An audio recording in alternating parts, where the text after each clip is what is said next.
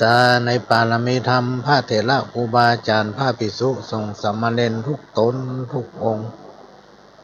ขอสวัสดีพี่น้องท่านทุกฟังพ่อน้อยพ่อหนานพ่ออุ้ยแม่อุ้ยที่รับฟังรายการจากสถานีวิทยุกระจายเสียงพระพุทธศาสนาแห่งชาติและสังคมขึ้นเพื่อการศึกษาพระพุทธศาสนาและวัฒนธรรม FM 104.50 เมกะเฮิรตซ์จากวัดไฟหินวัดไฟหินตั้งอยู่หลังมหาวิทยาลัยเชียงใหม่ตำบลสุเทพอำเภอเมืองจังหวัดเชียงใหม่ดำเนินรายการโดยก้าวกับผมปหลวงสว่างธาตุอินทร์จันทร์ประธานเครือข่ายกองทุนแม่ของแผ่นดินจังหวัดเชียงใหม่และ8จังหวัดภาคเหนือรองประธานศูนย์ประสานงานกองทุนแม่ของแผ่นดินแห่งชาติก็มาพบปะพี่น้องท่านทุกฟังเหมือนปกติเป็นประจำทุกวันอาทิตย์ตั้งแต่เวลาบ่ายโมงไปจนถึงบ่าย3 โมงเนอะพี่น้องท่านทุกฟังแล้วก็ต้องขอกราบขอบพระคุณท่านผู้อำนวยการทำร้ายสถานีที่ได้นำเอาเสียงนี้เผยแผ่สู่พี่น้องท่านทุกฟังแถมทางหนึ่งก็เป็นรายการที่ได้รับการอนุเคราะห์เมตตาจากทางสถานีพี่น้องท่านทุกฟังมาเปลี่ยนบรรยากาศเพื่อท่านทั้งหลายหลังจากได้ฟังสาระสปะร้อยอ่านปันเรื่องจากทางสถานีช่วงนี้ก็มาเปลี่ยนบรรยากาศฟังขโยมเก่า จะได้นำเอาสปะสาระร้อยอ่านปันเรื่องสารธรรมคำเก่าข้าวห้ามมาเล่ามาโอ้สู่กันฟังแต่ละคำพูดนี้ก็จะมาจากประสบการณ์จากการที่ได้ฟังครูบาอาจารย์เพิ่นอู้กันนำมาอู้ต่อพี่น้องท่านทุกฟังฮู้ไว้ใจว่าใส่บาแบกหามนะอย่างมื้อจันทร์วันดีนี่ก็จะรวบรวมเอาตำหาหลากหลายตำหาตั้งแต่ปักกระตื้นหนังสาตั้งแต่หนังสือประเภทนี้เดิมทุกอันนะที่ได้ไปค้นหามาเนี่ยจะเอามารวบรวมแล้วมาสรุปแล้วถึงจะลงล็อกว่าวันนี้วันดีวันนี้วันเสียเนาะ เลิกงามเป็นจะได้ไปตกอันหยังได้เลิกกี่ตัวปกบ้านแปลงเฮือนวันนี้เป็นจะได้จะทำบุญอันนั้นอันนี้พี่น้องท่านทุกฟังเมื่อเมื่อกี้วันที่ผ่านมานี่ได้ครับแจ้งจากเจ้าหน้าที่ของสถานีวิทยุมก.แม่โจ้ว่าจะขอเรียนเชิญพ่อหลวงไปให้สัมภาษณ์เกี่ยวกับประเพณีเกี่ยวกับการสืบชะตาซุ่มชะตาเกี่ยวกับการสงเคราะห์ปูจาปีเกิดเดือนเกิดอะไรอย่างเงี้ยพี่น้องท่านทุกฟังเปิ้นไปอัดเทปไว้เมื่อวันเสาร์นะเมื่อวันพฤหัสที่ผ่านมาเนี่ยแต่ว่าช่วงเนี้ยบอกค่อยมีเวลาพี่น้องท่านทุกฟังบอกค่อยมีเวลาก็เลยปฏิเสธไปเพิ่งว่าอันขอเป็นอาทิตย์หน้านี่ก็สมบัติแน่ใจครับมั้งเพราะว่ามีงานพิธีพระราชทานขวัญถุงกองทุนแม่ของแผ่นดินประจำปี2566โดยจังหวัดเชียงใหม่สำนักงานพัฒนาชุมชนจังหวัดเชียงใหม่กำหนดจัดพิธีมอบเงินพระราชทานขวัญถุงกองทุนแม่ของแผ่นดินประจำปี2566โดยจัดณเบื้องหน้าพระบรมพระฉายาลักษณ์สมเด็จพระนางเจ้าสิริกิติ์พระบรมราชินีนาถพระบรมราชพันปีหลวงในวันที่20 กันยายน 2566 เวลา 8 โมงครึ่งที่ห้องประชุมสภาชั้น 2 อาคารประชุมสภาองค์การบริหารส่วนจังหวัดเชียงใหม่เพื่อให้การดำเนินงานดังกล่าวเป็นไปโดยความเรียบร้อยและบรรลุวัตถุประสงค์จังหวัดเชียงใหม่ได้เชิญประธาน เครือข่ายกองทุนรองประธานเครือข่ายกองทุนจังหวัดเชียงใหม่และหมู่บ้านต้นกล้ากองทุนแม่ของแผ่นดินได้ร่วมพิธีมอบเงินพระราชทานกองทุนแม่ของแผ่นดินประจำปี 2566 ที่ห้องประชุมชั้น 2 อาคารประชุมสภาองค์การบริหารส่วนจังหวัดเชียงใหม่นะโดยน่าจะเป็นรองผู้ว่าราชการจังหวัดเพราะหนังสือนี้ตั้นรองผู้ว่าราชการจังหวัดตั้นศักดิ์ชัยคุณานุวัฒน์ชัยเดชเป็นผู้ลงนามในหนังสือน่าจะเป็นท่านนะผู้ที่จะร่วมงานตามบัญชีแนบท้ายเอกสารที่ประสงค์ขึ้นพอเนี่ยเป็นน้องท่านผู้ฟังก็มี1ผู้แทนศูนย์อำนวยการป้องกันและปราบปรามยาเสพติดจังหวัดเชียงใหม่2ผู้อำนวยการสำนักงานป้องกันและปราบปรามยาเสพติดภาค 5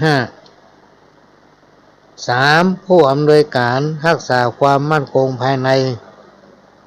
จังหวัดเชียงใหม่4หัวหน้าชุดวิทยากรกองทุนแม่ของแผ่นดินที่5ศูนย์ประสานงานศูนย์ประสานการปฏิบัติที่2กอรมน5ประธานเครือข่ายกองทุนแม่ของแผ่นดินจังหวัดเชียงใหม่และก็เลขาเฮรัญยิกคณะกรรมการรองประธานก็ต้องได้ไปร่วมกันถึงหมดเมื่อ พิธีมอบเงินพระราชทานกองทุนแม่ของแผ่นดินประจำปี 2566 และมอบหน้าพระสัญลักษณ์สมเด็จพระนางเจ้าสิริกิติ์พระบรมราชินีนาถพระบรมราชชนนีพันปีหลวงเสร็จเรียบร้อยก็จะมีการมอบประกาศเกียรติคุณให้กับหมู่บ้านกองทุนแม่ของแผ่นดินดีเด่นระดับจังหวัดประจำปี 2566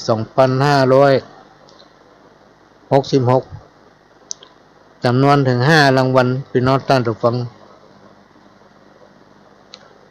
ก็จะมี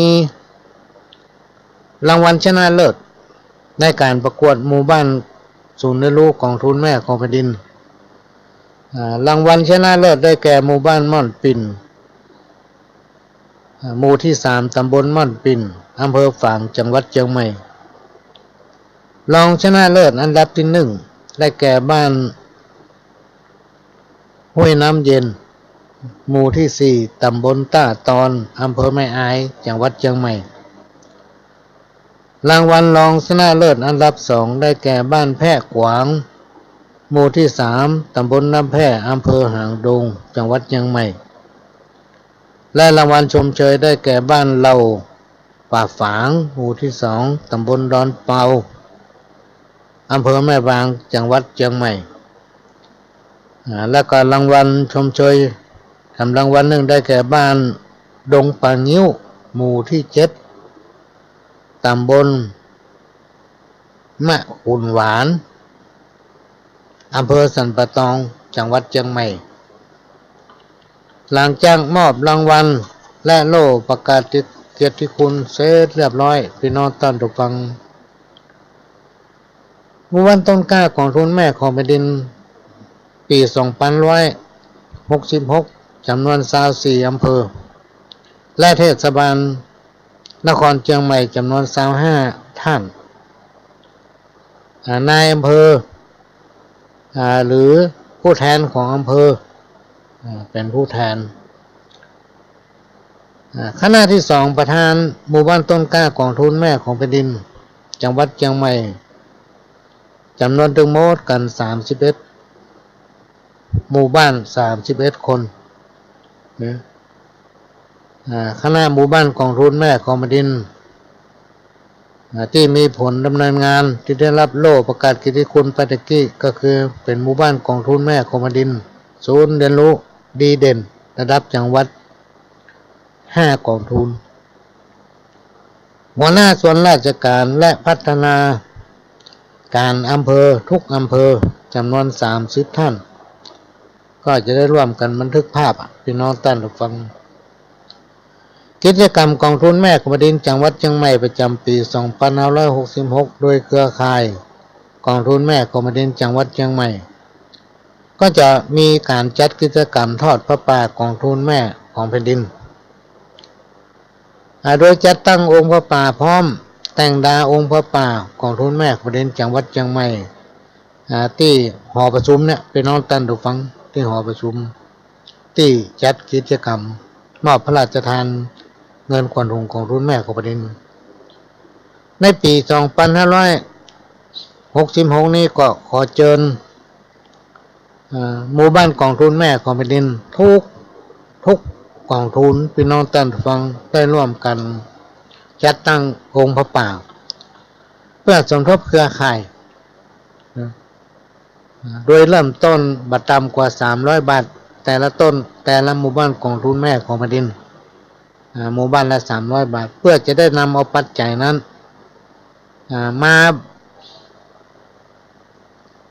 มาสมทบเครือข่ายของทุนแม่ของดินระดับจังหวัดซึ่งจังหวัดเท่านั้นเขามีงบประมาณพี่น้องท่านผู้ฟังก็มีงบประมาณเมื่อเราได้เงินสมทบแล้วจะมาอย่างเงินนี้ก็จะลงไปสนับสนุนหมู่บ้านกองทุนแม่ของดินที่มีความพร้อมก็คือเขาจะมีการลงพื้นที่อยู่ตลอดถ้าบ้านไหนพร้อมเขาก็จะลงไปเพื่อให้การส่งเสริมการชี้แนะเสียส่วนไหนที่ช่วยได้ก็ช่วยกันไปแล้วก็จะมีการประกวด เพื่อเป็นหมู่บ้านต้นแบบทุกปีประกวดกันระดับอำเภอก่อนเสร็จเรียบร้อยก็จะประกวดกันระดับจังหวัดโดยเงินรางวัลเนี่ยพี่น้องท่านผู้ฟังซึ่งทางกรมนี่เพิ่นจะให้10,000 บาทเพิ่นจะสนับสนุนอุดหนุนให้10,000 บาทแต่เป็นสิ่งของหมดตั้งเครือข่ายก็มีความหันว่าถ้าเรามีเงินสักก้อนหนึ่งเนี่ยเพื่อลงไปเป็นการอนุเคราะห์ร่วมด้วยช่วยกันบางอย่างก็ต้องใช้เงินบางอย่างเงินก็มีความจำเป็นที่ต้องใช้ในเมื่อเราไปได้ที่ไหนมาเนี่ยพี่น้องท่านผู้ฟังเราก็ต้องร่วมด้วยช่วยกันกองทุนละประจำกว่า300บาทเพื่อว่าจะนำปัจจัยนั้นมาขับเคลื่อนกองทุนทุกกองทุนในจังหวัดเชียงใหม่แล้วแต่เราจะมีความสามารถทำได้ก็จะลงทุกปีลงไปดูความพร้อมของหมู่บ้านของทุนแม่ของประเด็นถ้าบัดลงก็จะสืบไปตั้งสำนักงานพัฒนาชุมชนของแต่ละอำเภอซึ่งเขามีประธานบริหารเครือข่ายทุกอำเภอพี่น้องท่านผู้ฟังช่วยร่วมด้วยช่วยกันและได้จัดเป็นโซนอย่างโซนกลางนี้ก็มีป้ากำนันจุมพลชัยรุ่งเรืองกำนันอำเภอดอยสะเก็ดเป็นประธานเครือข่ายกองทุนแม่ของดินอำเภอดอยสะเก็ดและก็เป็นประธานโซนกลางนะส่วนโซนใต้ก็มีป้าหลวงจรัญธรเทพโดยหล่อบ้านโทกเสือเนี่ยเป็นประธานโซนใต้ประธานโซนเหนือเนี่ยก็กำลังพิจารณาจะเลือกกันในต้นปีเนี่ยพี่น้องท่านผู้ฟังเพราะว่าประธานคนเก่าเฮาเปิ้นไปเป็นนายกเทศมนตรีของชัยประการก็จะมีการเลือกใหม่เพราะฉะนั้นก็เลยจะมีกำหนดการทอดพระป่าในเวลา 11 โมงโดยเขาจะแต่งดากันเมื่อไงวันนั้นตั้งแต่ 8 โมงเกินเขาจะช่วยกันแล้วก็ขออนุเคราะห์เมตตาจากหมู่บ้านกองทุนแม่ของแผ่นดินหมู่บ้านละอย่างต่ำได้300 บาท ที่แรกก็มีคนเสนอว่าขอเป็นปัน2 ปัน3 ปันเนี่ยเขาก็หารว่าเพราะว่าเศรษฐกิจมันก็บ่ค่อยดีและทำประการหนึ่งช่วงตั้งแต่โควิดมาจนถึงวันเนี่ยพ่อหลวงจะงดในการเลี้ยไรพี่น้องท่านผู้ฟังแม้แต่ว่าเขาจะขอบริจาคนั่นนี่เขาก็บอกขอจะไปว่านั่นก็จะต้องได้นี่อันนี้ก็จะต้องได้นั่นแนวบอกเป็นการรบกวนพี่น้องคนฟังเป็นการรบกวนพี่น้องชาวบ้าน เพราะนั้นกิจกรรมในการเรียกอะไรจะงดไปแต่ว่ากองทุนแม่ของแผ่นดินของจังหวัดเชียงใหม่นั้นมันมีนักพี่น้องท่านฟังมีถึง600หมู่บ้านกองทุนซึ่งเขามีความจำเป็นที่ลงให้การช่วยเหลือและไปพิจารณาไว้สนับสนุนในด้านใดบางทีหมู่บ้านแต่ละบ้านเนี่ยเพิ่นก็ประสบปัญหาทางด้านเศรษฐกิจนะประสบปัญหาทางด้านเศรษฐกิจเพราะพี่น้องชาวบ้านต่างก็ต้องทำมาหากินยังไม่เฮาตึงหู้อยู่ไผเจ็ดล่ำเจ็ดรวยมีเงินเป็น10 ล้าน20 ล้านปันล้านนี่หมีพี่น้องท่านผู้ฟังทำมาหากินมันกันหมดเพราะฉะนั้นเราก็ไปรบกวนในเรื่องของการเรียอะไรแต่เขามีความจำเป็นที่ต้องลงไปขับเคลื่อนเพราะอันยังถึงมีความจำเป็นต้องลงขับเคลื่อนหมู่บ้านกองทุนแม่ของแผ่นดินเพราะว่าเวลาแขกไปไทยมาบ้านเฮาเนี่ยเป็นอันดับ2รองจากกรุงเทพนะรองจากกรุงเทพเวลาเปิ้นมากรุงเทพเปิ้นก็มาภาคเหนือแล้วถ้าเปิ้นมาบ้านเฮาเชียงใหม่เฮาซึ่งเฮามีถึง600กว่าหมู่บ้านกองทุนแม่ของแผ่นดินเนี่ยพี่น้องท่านผู้ฟังเฮาจะบ้านไหนจะเอาที่ไหนที่มีความพร้อมหมู่บ้านอยู่ด้วยกันอยู่อย่างพี่อย่างน้องมีความสมัครสมานสามัคคีเป็นร่วมใจกันเป็นหนึ่งร่วมกันพัฒนาตนเองร่วมกันขับเคลื่อนและพัฒนาหมู่บ้านเป็นไปตามกฎระเบียบของหมู่บ้านชุมชนเรียกว่าเป็นหมู่บ้านที่อยู่ดีมีสุขและเป็นหมู่บ้านที่มีภูมิปัญญาพื้นบ้านที่นำมาแสดงออกอย่างตะวันนี่มีโอกาสได้หันในเฟซในไลน์ของหมู่บ้านหนองประมันที่ประธานกองทุนแม่ของแผ่นดินอำเภอแม่ริมเปิ้นแจ้งส่งมาทางไลน์ให้พอมันมีการสารเปียดสารกุยสารเหิงสารแซะพี่น้องท่านผู้ฟังสารโด่งสิ่งทั้งหลายเหล่านี้เราควรจะอนุรักษ์ไว้และแต่ละสังคมชุมชนก็จะต้องมีภูมิปัญญาพื้นบ้านซึ่งมันต้องมีอยู่แล้วพี่น้องท่านผู้ฟังถ้าเฮาบ่ส่งเสริม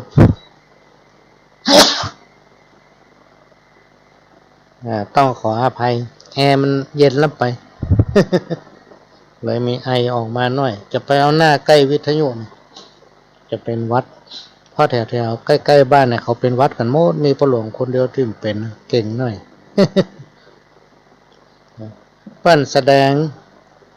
ภูมิปัญญาเปิ้นบ้านมีการสารโด่งสารเหิงสารสะเปาะสารซ่าหวดสารตะก้านะที่เปิ้นฮ้องว่าสะล้อมพี่น้องท่านฟังเพื่อเอาใส่ข้อศอกกันล็อกเดี๋ยวติ้วไปกัดเปิ้นทำกันแซ่เป้าหมอหมีเปิ้นเอาไม้ไผ่ซึ่งมันมีนักเอามาจับคือมันย่อยพี่น้องท่านผู้ฟังแล้วมาไผ่เป็นสลัดก็หลวงก็เคยซื้อมาใจอดขนาดอดเนาะอันนี้ก็มาแจ้งให้ทราบว่ามันจะต้องมีภูมิปัญญาพื้นบ้านแต่ละบ้านถ้ามีความสามารถที่ขับเคลื่อนกันได้และก็มีความพร้อมนี่นะเรียกว่าบ้านอยู่ดีมีสุขบัดทะเลาะเบาะแว้งบ่แบ่งกันเป็นก๊กเป็นเราบ่พวกคนนั้นหมู่คนนี้รวมใจกันเป็นหนึ่งพร้อมที่จะให้เจ้านายเนาะแข่งบ้านแข่งเมืองไปเอี่ยวหาไปเยี่ยมเนี่ยเขาจะลงไปส่งเสริมไปพิจารณาให้การช่วยเหลือกันโดยนำเงินของเครือข่ายที่ได้จากการทอดพระป่าเนี่ยเขาจะต้องร่วมด้วยช่วยกันนะพี่น้องท่านผู้ฟังเพราะจังหวัดอื่นๆเนี่ยเป็นเด่นกันหมดและเป็นมีกองทุนแม่ของแผ่นดินแต่ละจังหวัดเนี่ยน้อยกว่าเชียงใหม่อย่างมากก็มี90ปลาย100ปลายแต่เฮามีถึง600หมู่บ้านเขาจะต้องทำให้ได้เพราะนั้นในเวลา11 โมง ของวันที่20 กันยายนนี้เขาจะมีการทอดพระป่าเพื่อจะนำปัจจัยรายได้มาสมทบนะ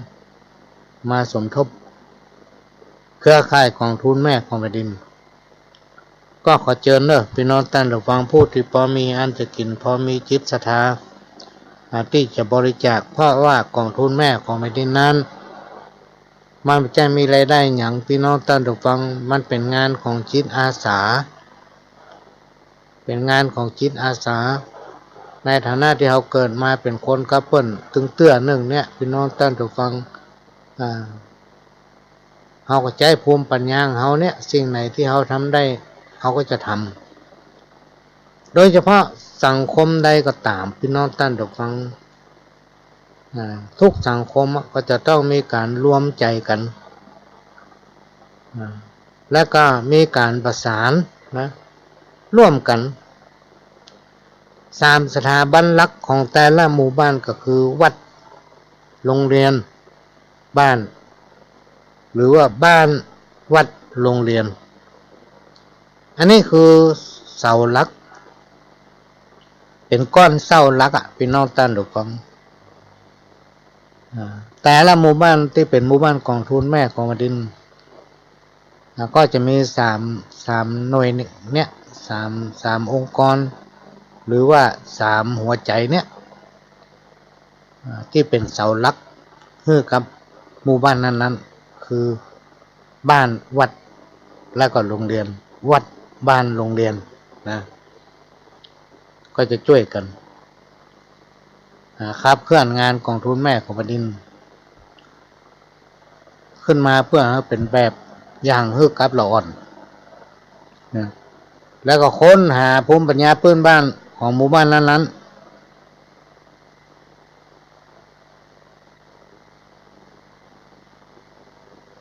เพื่อนำมาแสดงให้ละอ่อนหันหลายๆซึ่งหลายๆอย่างพี่น้องท่านผู้ฟังถ้าเฮาบ่าเป็นคนนำเนี่ยละอ่อนมันหูละอ่อนบางที่บางพื้นที่เนี่ยอย่างในเมืองเนี่ยพี่น้องท่านผู้ฟังหันงัวยังหูจักเลยอันนั้นตัวอันหยังเลยละอ่อนหันควายยังหูจักเลยยิ่งโด่งยิ่งเหิงตะก้าสาหวดซ้ำไปใหญ่เลยพี่น้องท่านผู้ฟังละอ่อนหูจักที่ผ่านมานี่ได้มีโอกาสนั่งกับท่านผู้ฮู้คนหนึ่งเพิ่นก็บอกว่าวัดเดียวเนี่ยพระหลวงมีทุกเจ้าตนเดียวหลายๆที่หลายๆแห่งบ่มีไผไปบวชอยู่วัดแม้นแต่ขโยมก็มีก็เลยมาได้แนวคิดปรึกษากับท่านผู้ฮู้หลายคนเพิ่นก็บอกว่าคนมาเดียวได้ฮักลูกฮักหลานแล้วก็เขียมลูกหลานด้วยแถม เขียมร้อนก็อย่างป้ากันคุมไว้หมด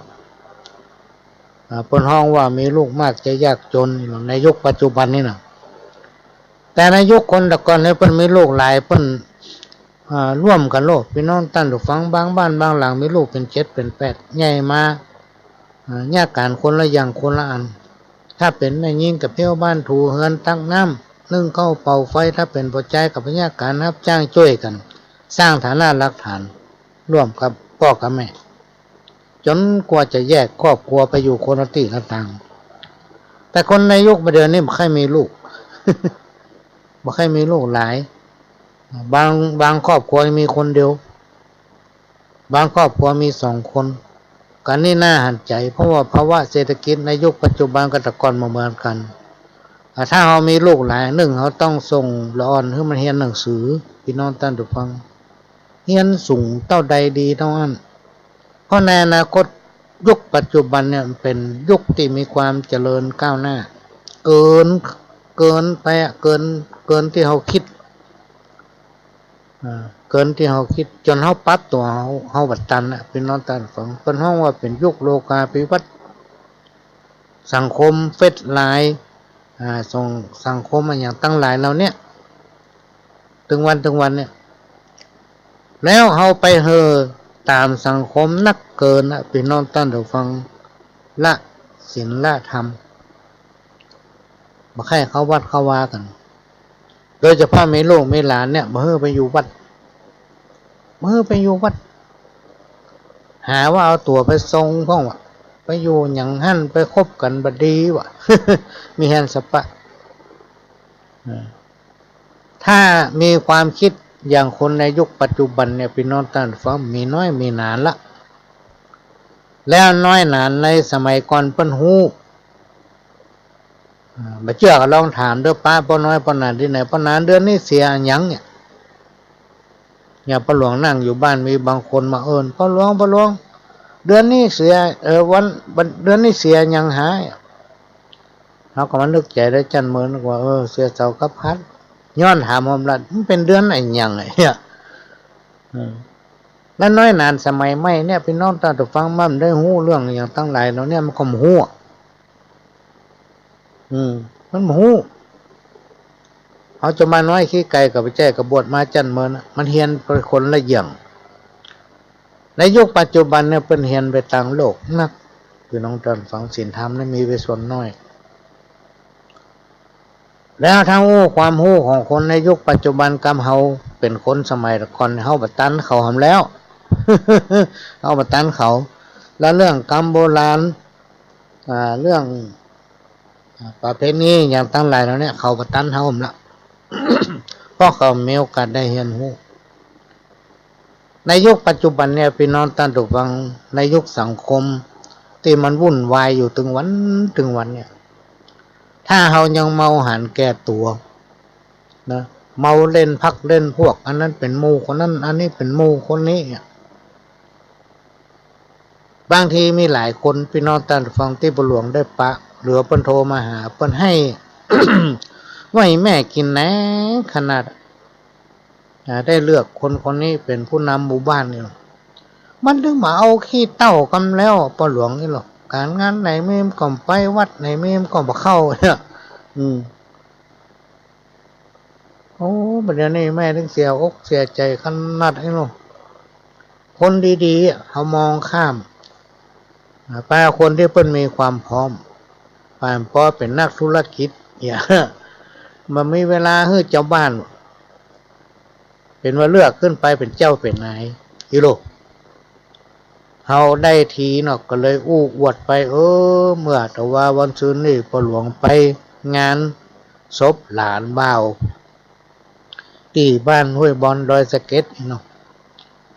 ได้มีโอกาสปะพ่อหลวงไม่เปิ้นประเจไม่สามารถได้ปีแล้วพ่อหลวงสุวัตไทยันโตเนาะบ้านห้วยบอนอันนี้มันได้เล่าก่อนพ่อหลวงเนาะมาได้อู้เป็นทางบดีได้มีโอกาสนั่งใกล้เปิ้นพี่น้องท่านผู้ฟังคณะที่เปิ้นมีพิธีในทางพระพุทธศาสนาพ่อหลวงไหว้พระเสียงดังพี่น้องท่านผู้ฟังไหว้พระสวดมนต์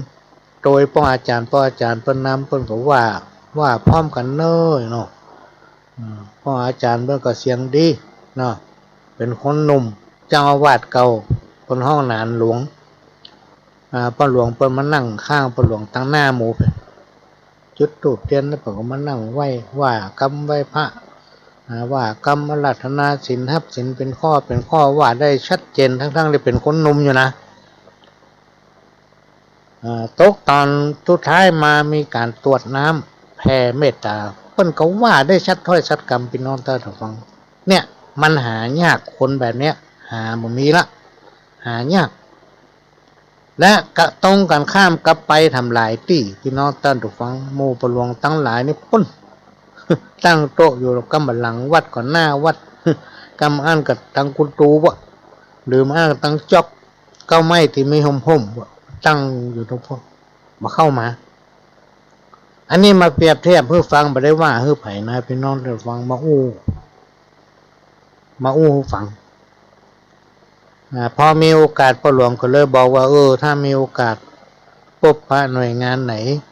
ที่หันว่าเปิ่นปอมีแรงที่เข้าสนับสนุนหมู่บ้านชุมชนเป็นหมู่บ้านต้นแบบช่วยเข้าส่งเสริมพัฒนาศักยภาพของสังคมชุมชนนั้นดีขึ้นมันอยู่ดีมีสุขได้ในอนาคตก็จะแนะนำให้เปิ้นเข้าไปส่งเสริมอันนี้เราจะเปรียบได้ว่า ในสังคมชุมชนใดก็จ้างพี่น้องท่านผู้ฟังถ้าผู้นำบอกว่าจะเป็นท้องที่ท้องถิ่นมีศีลมีธรรมอยู่ในใจเนี่ยจิตใจเพิ่นจะงามพี่น้องท่านผู้ฟังเขาพอหน้าตากระจุ่มเนี่ยจิตใจงามมีความร่มรื่นร่มเย็นประดับจิตใจมันเป็นสิ่งที่หายากคนที่จะน้อมนำเอาศีลเอาธรรมเข้าไว้ในจิตในใจของตนเองมันหายากพี่น้องท่านผู้ฟังอันนี้ก็มาฝากไว้กรรมของครูบาอาจารย์ที่เพิ่นเพิ่นบอกว่าถ้าธรรมะประกับมาอยู่ในจิตในใจของคนในสังคมชุมชนหรือว่าทั่วไปโลกาหรือว่าโลกของเฮาเนี่ยจะเกิดความแตกแยกความหันแก่ตัวทิฏฐิกิเลสตัณหาความอยากจะนักขึ้นพี่น้องท่านผู้ฟังนักขึ้นเพราะอย่างแต่ละคนมีทิฏฐิหมดแต่ละคนก็มีความรู้ไปตามโลกตามกาลเวลาในยุคปัจจุบันเนี่ยแต่ละคนไม่ใช่ธรรมดานะพี่น้องท่านผู้ฟังทั้งหลายในสังคมชุมชนหรือว่าหลายๆที่หลายๆทางที่เราได้มีโอกาสได้ไปพบไปปะเปิ้นใจธรรมดานะพี่น้องท่านผู้ฟังแต่ละคนนี่ล้วนแล้วแต่เป็นผู้ที่มีภูมิปัญญาพื้นบ้านทุกคนนะเพราะอย่างพ่อเปิ้นมีประสบการณ์ของชีวิตมีประสบการณ์ของชีวิตพี่น้องท่านผู้ฟังเปิ้นสามารถที่นำมาถ่ายทอดให้กับสังคมได้ถ้าสังคมนั้นมีความต้องการและให้การสนับสนุนให้เกียรติเปิ้นก็จะให้เกียรติเฮามันก็เฮาไปที่ไหนก็แล้วแต่พี่น้องท่านผู้ฟังถ้าเจ้าภาพเจ้าบ้านเพิ่นยิ้มแย้มแจ่มใสเฮาก็ม่วนอกม่วนใจลูกทำกรรมมีการมีงานเฮาค่อยไปทำเนี่ย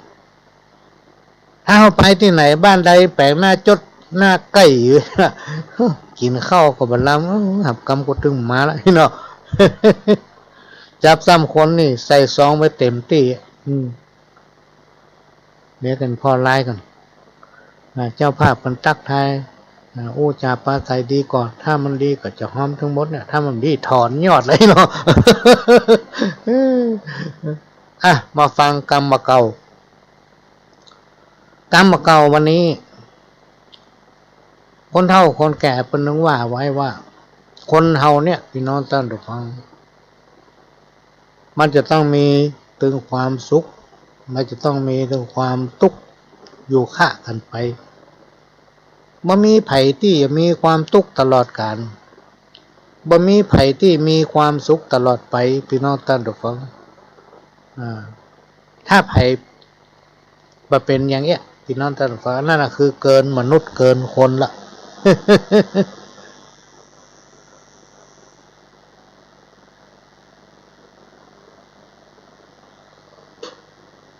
คนเฒ่าคนแก่เพิ่นจะว่าถ้าต้าวแล้วก็ลุกความทุกข์อย่ากลัว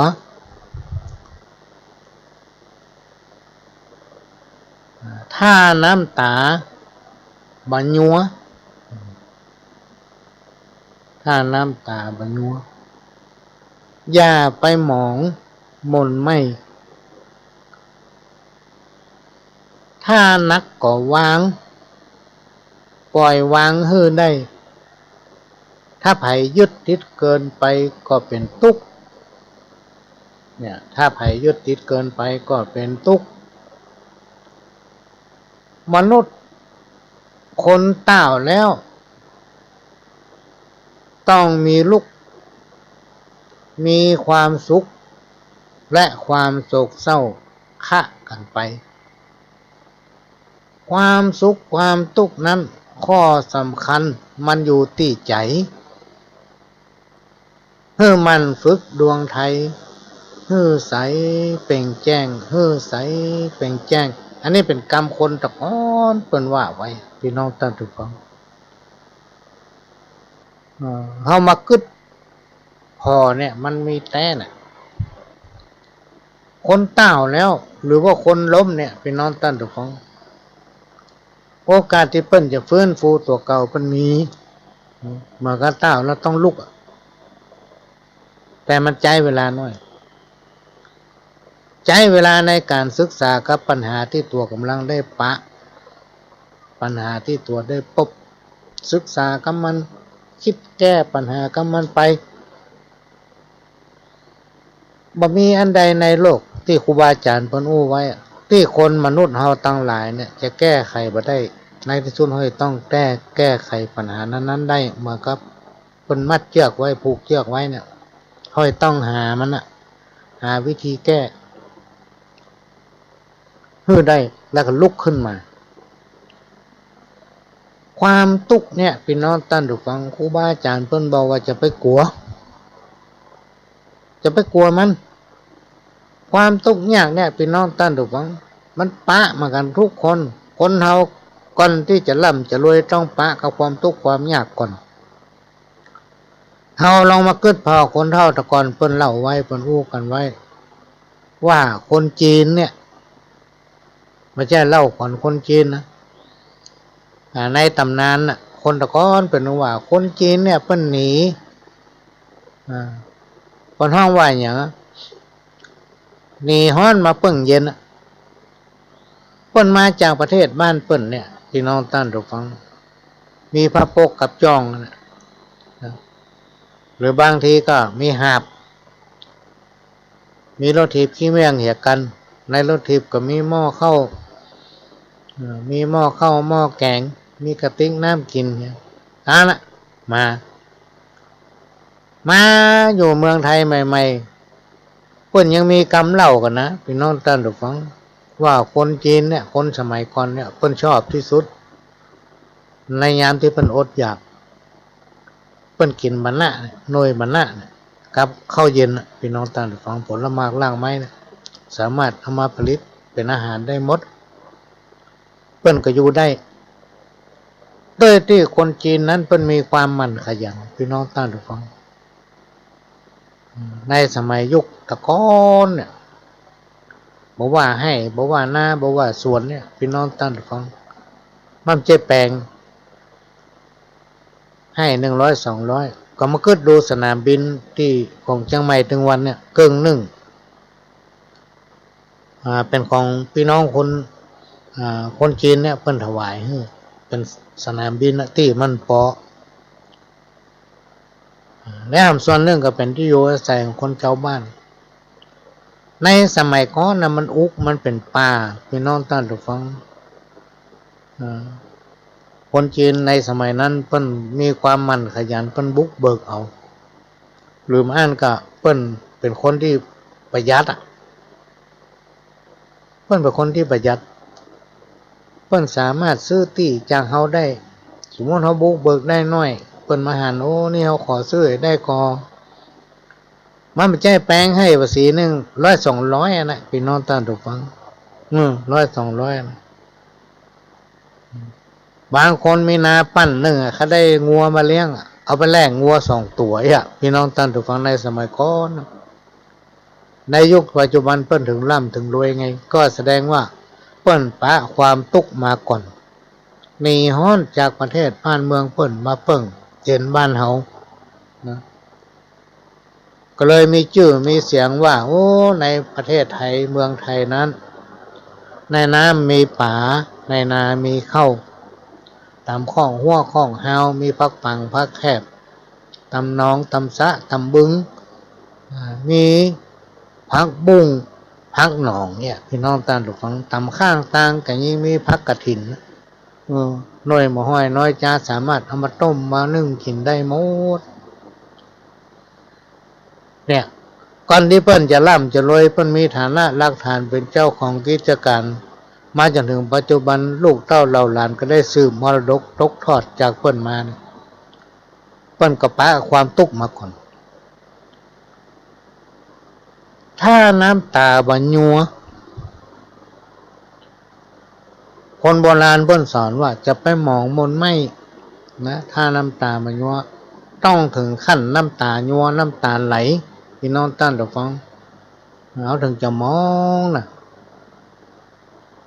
เมื่อได้ปะต้านผู้ฮู้เพิ่นก็จะมาเสื่อมมาสอนมาบอกว่าโอ้อันนี้มันเป็นอันนั้นมันเป็นอย่างนี้นะเพิ่นก็จะเฮ้อแสงต่างสว่างเฮ้อหนต่างเฮ้อข้อคิดจะไปฟังตัดสินใจกระทำในสิ่งที่มันบ่ดีนะที่มันฝืนของกฎของธรรมชาติเพราะว่าจะเป็นกฎหมายกฎหมู่กฎบ้านกฎของสังคมนะสิ่งใดที่เป็นว่ามันบ่ดีที่มันผิดจากคันลองของธรรมอย่าไปทำถ้าเอาทำไปแล้วมันจะเกิดความทุกข์บาปอเดือดร้อนโดยธรรมพี่น้องท่านทุกคนอย่างตึงวันเนี่ยข่าวเขาเปิดข่าวมาแล้วก็ฟังการเรื่องอันนั้นอ่ะ เรื่องที่มีการตายเกิดขึ้นศพ2 ศพเอาเข้ามีผู้ต้องหาเป็น10เป็น20บ่พี่น้องท่านทุกคนมีลามไปเรื่อยๆเพราะหยังเพราะเปิ้นทำในสิ่งที่บ่ควรทำในสิ่งที่บ่คาดคิดว่ามันจะเกิดเรื่องความทุกข์บ่พอเดือดร้อนโดยธรรมเนี่ยอันนี้ก็นำมาฝากว่ายามที่เขาทุกข์จนมองมนไม่เนี่ยพี่น้องท่านฟังท่าบเรือตกใจเนี่ยหาท่านผู้รู้ปรึกษาเปิ้นครูบาอาจารย์ป้อน้อยป้อนานนี่เปิ้นจะถือว่าเฮาเนี่ยเป็นอุบาสกบาสิกาเป็นลูกเป็นหลานนะอย่างครูบาอาจารย์เพิ่นก็ถือว่าเฮานั้นเป็นลูกศิษย์นะแล้วในที่สุดพี่น้องท่านผู้ฟังเพิ่นก็ให้แนวทางกับเฮาเพื่อพัฒนาตนเองต่อสู้กับชีวิตไปแมงบ้งยังบัดตายกันใบไม้มันถึงมีห้อมมันถึงบอกว่าห้อมหนูใต้ห้อมในเตียวนะในที่สุดเราก็จะตีความหมายสิ่งทั้งหลายเราเนี่ยแตกเราสามารถที่ฟันฝ่าอุปสรรคและเดินไปข้างหน้าได้สิ่งไหนที่มันนักพี่น้องท่านผู้ฟังมันนักอกนักใจเกินก็ให้ปล่อยวางมันให้ได้คิดหาวิธีคิดแก้มันให้ได้ทุกอย่างพี่น้องท่านผู้ฟังต้องปล่อยวางอย่าพ้องอย่าไปยึดติดกับไอ้อย่างตั้งหลายที่เป็นว่าหัวขนเนี่ยจะไปยึดติดกับมันจะไปยึดติดถ้าเราไปยึดติดเกินไปก็จะทำเราเกิดความทุกข์ความทุกข์เพราะเราไปยึดติดเกินไปจริงจังกับมันเกินนะทั้งแนวหู้ว่าโลกมนุษย์โลกของเราทั้งวันเนี่ยมันเป็นอนิจจังมันมีความมาแน่นอนนะโลกนี้มันบ่เที่ยงมั่นน่ะแม้แต่สังขารของเขาบางเตื้อก็เงียงบางเตื้อก็คว่ำบางเตื้อก็อยู่สุขสบายคนเราทุกคนรู้วันเกิดแต่เราบ่รู้วันตายพอถึงเวลาตายบ่ได้อย่างสักอย่างพี่น้องท่านผู้ฟังอันใดก็ไปแจ้งเฮานะอันใดก็ไปแจ้งเฮาสักอย่างอันเนี้ยเป็นสิ่งที่เอามาเล่าฟังไปแจ้งมาสอนเด้อพี่น้องท่านผู้ฟังไปแจ้งมาสอนเอามาฟังจากประสบการณ์ตัวเก่านะ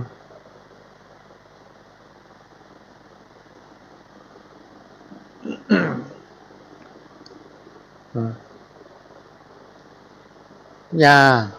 หมองมนไม่ถ้านักก็วางจะไปยึดติดถ้าเราไปยึดติดกับสิ่งต่างๆที่เป็นหัวขนเนี่ยมันจะมีความทุกข์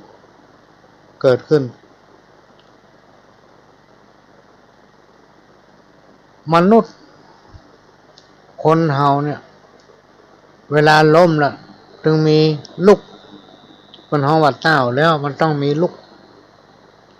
มีความสุขความโศกฆ่ากันไปความสุขความทุกข์นั้นมันมีความสำคัญอยู่ที่ใจของเราเนี่ยเมื่อตั้งใจให้มั่นเมื่อเรามีความตั้งใจมั่นแล้วพี่น้องท่านผู้ฟังมันจะเกิดสติเมื่อสติกลับคืนมาเนี่ยมันจะทำให้เกิดปัญญาแล้วแก้ไขอย่างตั้งหลายที่มันเกิดขึ้นกับตัวเขานั่นได้นี่ก็มาฝากไว้กรรมเก่าทำกรรมหนึ่งหันเปิ้นมีจะไปใครได้หันเปิ้นยากไรจะไปดูแขวนนะพี่น้องท่านผู้ฟังตามีหน้าพอหน้ามาหันนะเมื่อกับกรรมที่ว่าเฮาฮู้วันเกิดเฮานะใครเกิดวันอย่างฮู้หมดแต่เฮาบ่ฮู้วันต่างหน้าเฮายังบ่ฮู้เลยว่าเฮาจะตายวันไหนหรือว่าวันต่างหน้าไผจะมีอนาคตมีความเป็นไปอย่างใดพี่น้องท่านผู้ฟังเพราะนั้นเพิ่นถึงบอกว่านะหันเปิ้นมีจะไปใครได้หันเปิ้นขี้ไร้จะไปดูแขวนคนเราจะต้องมีน้ำใจฮื้อกันจะต้องมีถ้อยทีถ้อยอาศัยพี่น้องท่านผู้ฟังพริกบ้านเหนือเกลือบ้านใต้อยู่กันเสมือนพี่น้องบางผู้บางท่านเปิ้นมาปรึกษาเอาเปิ้นไปเล่าโอ้ไปมีหยังตะว่าก็มากูฟังเนี่ยบางคนเปิ้นอุตส่าห์ไปให้มันฟังนะเล่าให้มันฟังว่าเจ้าในตุกแต่ตุกไหวงั้นนี่แทนที่มันจะแนะนำเปิ้นกำลังใจเปิ้นซ้ำเอาเปิ้นไปเล่าต่อเนี่ย เนี่ยคนเรามีหลายประเภทนะพี่น้องท่านผู้ฟังเพราะฉะนั้นกรรมก่อกรรมเนี้ยคนเราคนแก่เปิ้นว่าไว้หันเปิ้นมีจะไปใครได้มีความยินดีกับเปิ้นเวลาหันเปิ้นคิดไร้สิ่งไหนที่เฮาช่วยได้เฮาก็ช่วยเปิ้นไปที่เฮาช่วยบ่ได้เฮาก็หยุดนะแล้วก็บ่ต้องไปว่าหยังคือเปิ้นจะไปดูแควนเปิ้นคนเฮาเนี่ยดูถูกกันบ่ดีพี่น้องท่านผู้ฟังเปิ้นถึงว่าตามีหน้าพอหน้ามาหันไงเนี่ยเอามาฝากไว้กรรมเก่าทำกรรมหนึ่งที่คนเฒ่าคนแก่เปิ้นมักจะเจือพี่น้องท่านผู้ฟังเปิ้นบอกว่ากรรมคำว่ากรรมเนี่ยมันจะมีอยู่กับผู้ที่เนี่ยหรือผู้ที่กระทำนะกรรมมันเกิดจากอะไรอย่างเกิดจากใจของคนเฮาเนี่ยพี่น้องท่านผู้ฟังทุกอย่างมันมีใจจิตใจของเฮาเนี่ยเป็นเหตุนะมันเป็นเหตุจะดีจะให้ก็ขึ้นอยู่ที่ใจเนี่ยหักห้ามใจเหียนั่นมันบ่ดีเนี่ยมันก็มีเหตุนะถ้าหักห้ามใจตัวเก่าบ่ได้ปล่อยไปตามอำเภอใจไผมากวางตึงได้กรรมตั้งหลายตั้งมวลเนี่ยพี่น้องท่านผู้ฟังครูบาอาจารย์เพิ่นกล่าวว่ามันเป็นสิ่งลึกลับนะมาครับครูบาอาจารย์ของพ่อหลวงเนี่ยหลวงพ่อพระครูโสพลมุญาภรณ์อดีตเจ้าวาดวัดโสพนารามอดีตเจ้าคณะอำเภอแม่ริมเชียงใหม่หรือว่าพระนักเทศน์เพิ่นเทศน์ทุจกเทศน์13กันเทศน์บรรยายเล่าแจ้งเนี่ยพี่น้องท่านผู้ฟังดังไปทั่วประเทศเพิ่นเป็นอดีตเจ้าคณะอำเภอตอนนี้ร่างของเพิ่นก็ยังอยู่ที่วัดโสพนารามนะยังบ่ได้พระราชทานเพิ่นมักจะอยู่ตลอดประคาดปากเพิ่นว่าบาปบุญคุณโทษมันมีเพิ่นว่าอีกนักแน่นโดยบาปบุญคุณโทษมันมีบาปกรรมมันมีคนใดทำคนนั้นได้จับซ้ำเตื้อสมัยนั้นเขาก็มีความกระด้างกระเดืองยังเถียงเปิ้นจะมีแต่ว่าหาจังเถียงเปิ้นมึงลองพอไปเตอะเนี่ยพี่น้องท่านผู้ฟังมันมีแต่บาปบุญคุณโทษกรรมมันยังตั้งหลายเนี่ยมันเกิดขึ้นจากใจของเฮามาหักห้ามจิตใจของตัวเก่าทุกคนจะหนีกฎแห่งกรรมมาได้พี่น้องท่านผู้ฟังกรรมเนี่ยมันเป็นสิ่งที่ลึกลับ นะเขาจะว่ามันเป็นสิ่งมหัศจรรย์ก็ได้มันแก้บ่ได้แก้บ่ตกต้านยาเนาะที่ข่าวถึงวันที่มีความเดือดร้อนเพราะการกระทำของตัวเองเพราะใจนั่นแหละเป็นเหตุนะถึงมาปะกับบาปกรรมทำเมื่อเกิดความทุกข์ทางใจความทุกข์ยากเดือดร้อนเกิดขึ้นกับตัวเก่าเพราะกรรมตัวเนี้ยมันมีความมหัศจรรย์และมันลึกลับมันเป็นสิ่งลึกลับมีอำนาจมันมีอำนาจใครจะหนีจากกรรมมาได้พี่น้องท่านฟังเพราะกรรมมันเกิดจากการกระทำของตนเองไผมาแตนก็ตึงบัดได้เพราะตัวเองเป็นคนกระทำบ่มีไผผู้ใดหนีกฎแห่งกรรมได้พี่น้องท่านฟังเนี่ยครูบาอาจารย์บรรลุนักแน่นกันนั้นแล้วเอามากึดดูมถึงท่ายแต่ มันน่าถ้าจะมีแต่พี่น้องท่านฟังกรรมมันเกิดจากการกระทำของคนเท่านั้นมันหลายอย่างเพิ่นถึงมีกฎหมายไงพี่น้องท่านฟังก่อนที่ผู้พิพากษาเพื่อตัดสินความเนี่ยเพิ่นก็จะมีที่ปรึกษาทั้งด้านกฎหมายหลายฝ่ายพี่น้องท่านฟังมีอัยการมีอันนั้นเนี่ยมาคิดพอนี่มันผิดกฎหมายก่อนมันจะไปอยู่ในกฎหมายข้อไหนอย่างใดพี่น้องท่านฟังพวกก็จะมาจั่งพอน้ำหนักมันนะว่ามาควรนะครับต้นนักต้นน้อยอย่างใดเพิ่นจะนับได้นับตัดสินเนาะสิ่งทั้งหลายเหล่านี้พี่น้องท่านฟังมันเป็นกฎแห่งกรรมก็เกิดจากการกระทำนั่นแหละโดยเฮามาห้ามจิตใจตัวเก่าเพิ่นฮ้องว่าลืมตัว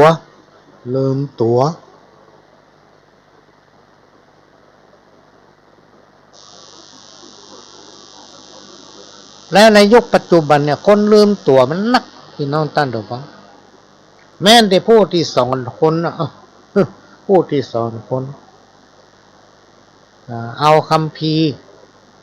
เอาธรรมะอันเป็นคำสั่งสอนขององค์พระสัมมาสัมพุทธมาสอนเพิ่นและตัวเองมองข้ามสอนเพิ่นแล้วมานำปฏิบัติพี่น้องท่านฟังมีหลายเขามาฟังเขาถึงโทรมาฟังในสมัยก่อนโน้นพี่น้องท่านทุกฟังเถระครูบาอาจารย์พระผู้ใหญ่เพิ่นว่ามึงมาเป็นตำรวจพระดีกะโอ้ไปเป็นได้จะได้ถ้าเขาเป็นตำรวจพระก็เสี่ยงไว้เป็นเกิงเมืองว่าไงเนาะเนี่ยพี่น้องท่านทุกฟังบางทีสอนเพิ่นแล้วตัวทำมาได้เพราะฉะนั้นคนเฮาถ้าเราลืมตัวนะมันมีทิฏฐิพอกล้าคนอื่นบ่พอตัวเก่าเมื่อมันพลาดไปพี่น้องท่านทุกคนมันแก้ไขเนี่ย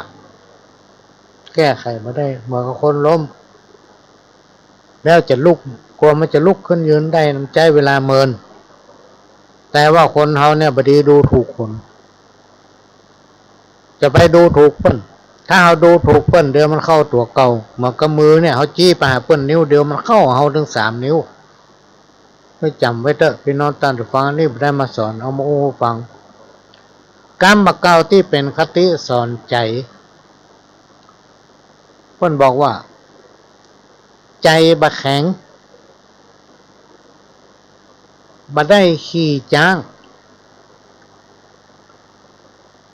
ใจบะกล้า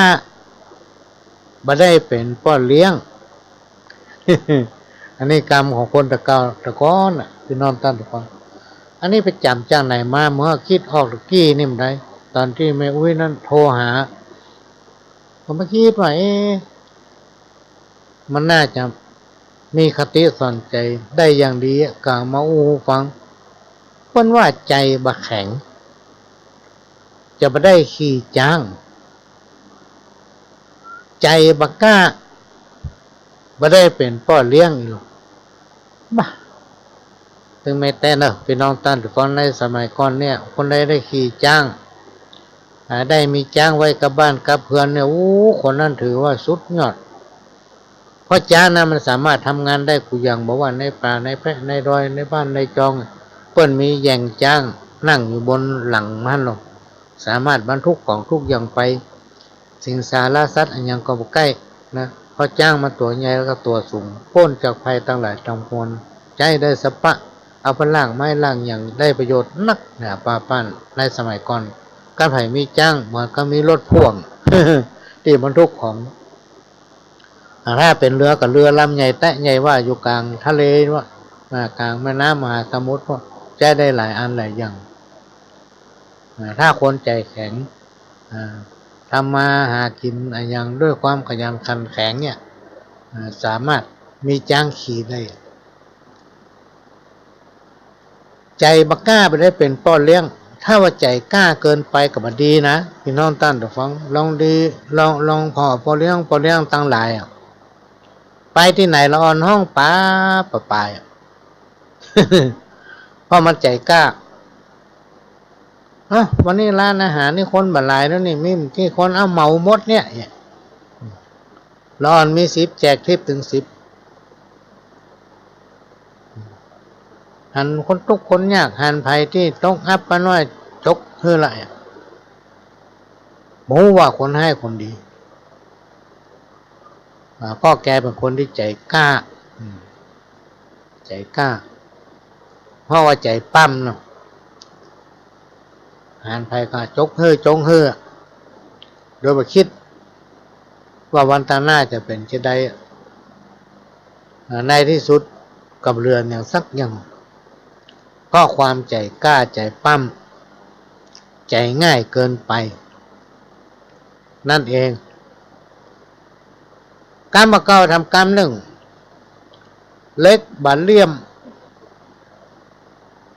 เปิ้นบ่เอาจีคนบดีเปิ้นมาฮื้อเข้าใกล้หรือว่ามาฮื้อไปคบบดีเอามาเป็นเพื่อนเอาจะปาเขาไปตางบดีคนก่อนเล็กบัดเลี่ยมเปิ้นบ่เอาเป็นเล็กจี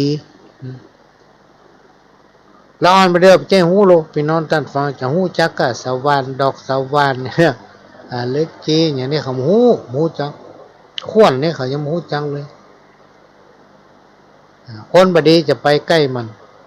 คนอันตรพานคนสันดานหยาดคนใจดำนี่นะคนปากหวานคนส้มนี่นะคนกินก้าของเปิ้นเนี่ยมันต้องมีซอหันนะถ้าเข้าใกล้มันเตื้อสองเตื้อเขาจะรู้ว่ามันเป็นคนมีพฤติกรรมอย่างไรคนก็ว่าเฮ้อเปิ้นบอกว่าตัวเก่าอันเนี้ยสำคัญพี่น้องท่านทุกคนเมื่อเอาหู้ว่ามันเป็นคนบดีอย่าไปใกล้มันอย่าไปคบมันจะพาเขาไปในทางบดีนะโดยเฉพาะเขาเป็นคนนำคนเนี่ยการนำเปิ้นมันมีวาระหล่มจะอยู่ไปเต้าตายเนาะมีวาระ3 ปี5 ปีพี่น้องท่านทุกคนถ้าเอาไปคบคนบดีทำกรรมไม่ได้เป็นอย่างเพราะมาคบคนบดี เนี่ยมีความหมายลึกซึ้งก็มาฝากไว้ขณะนี้พี่น้องท่านทุกฟังก็กำลังรับฟังรายการสาระสปะนะกรรมเก่าสาระธรรมจากภูมิปัญญาของขโยมเก่าซึ่งได้รับการอนุเคราะห์เมตตาจากท่านผู้อำนวยการสถานีแบ่งปันเวลาให้มาออกอากาศพบปะเพื่อนำประสบการณ์ความรู้จากประสบการณ์เปิดห้องว่าปาดหรือภูมิปัญญาพื้นบ้านและจากการได้ยินได้ฟังจากครูบาอาจารย์เอามาออกอากาศให้พี่น้องท่านทุกฟังได้ฟังมาเปลี่ยนบรรยากาศหลังจากพี่น้องท่านทุกฟังได้ฟังสาระสปะจากเถระครูบาอาจารย์จากผู้ดำเนินรายการของสถานีที่สถานีวิทยุได้สรรหาลิงก์เอาข้อความนั้นมาออกอากาศให้พี่น้องฟังสถานีวิทยุ FM 104.50 เมกะเฮิรตซ์วัดฝ่ายหินนั้นเป็นของพี่น้องคนฟังทุกท่านเป็นเจ้าของที่เราจะต้องช่วยกันทนุบำรุงเนอะพี่น้องท่านทุกฟังมันมีความจำเป็นที่ต้องทนุบำรุงอยู่ตลอดถ้ามาอ่านกระเดียวโซ่หัวโซ่พี่น้องท่านทุกฟังต้องมีการควบคุมดูแลอยู่ตลอดกาน้ำกาไฟแอร์นี่เปิดห้ ห้องส่งนั้นเปิดแอร์เป็น3-4 ตัวพุ่นจะต้องให้อุณหภูมิมันเย็นอยู่หั่นตลอดพอหลวงเข้าเนี่ยมันได้เลย ลองเข้าไปนั่งแล้วสักกรรมมันถึงสั่นยงๆถ้าเฮาเป็นวัดนี่จะเป็นวัดหายใจไม่ค่อยออกนะต้องควบมีอุณหภูมิเย็นไว้ตลอดถ้ามันอั้นก็เดี๋ยวเครื่องมันแห้งก็เดี๋ยวมันดับเป็นหน้าชื่อนะพี่น้องท่านผู้ฟังเนี่ยก็ขอแจ้งพี่น้องท่านผู้ฟังคนฟังคนใจบุญทั้งหลาย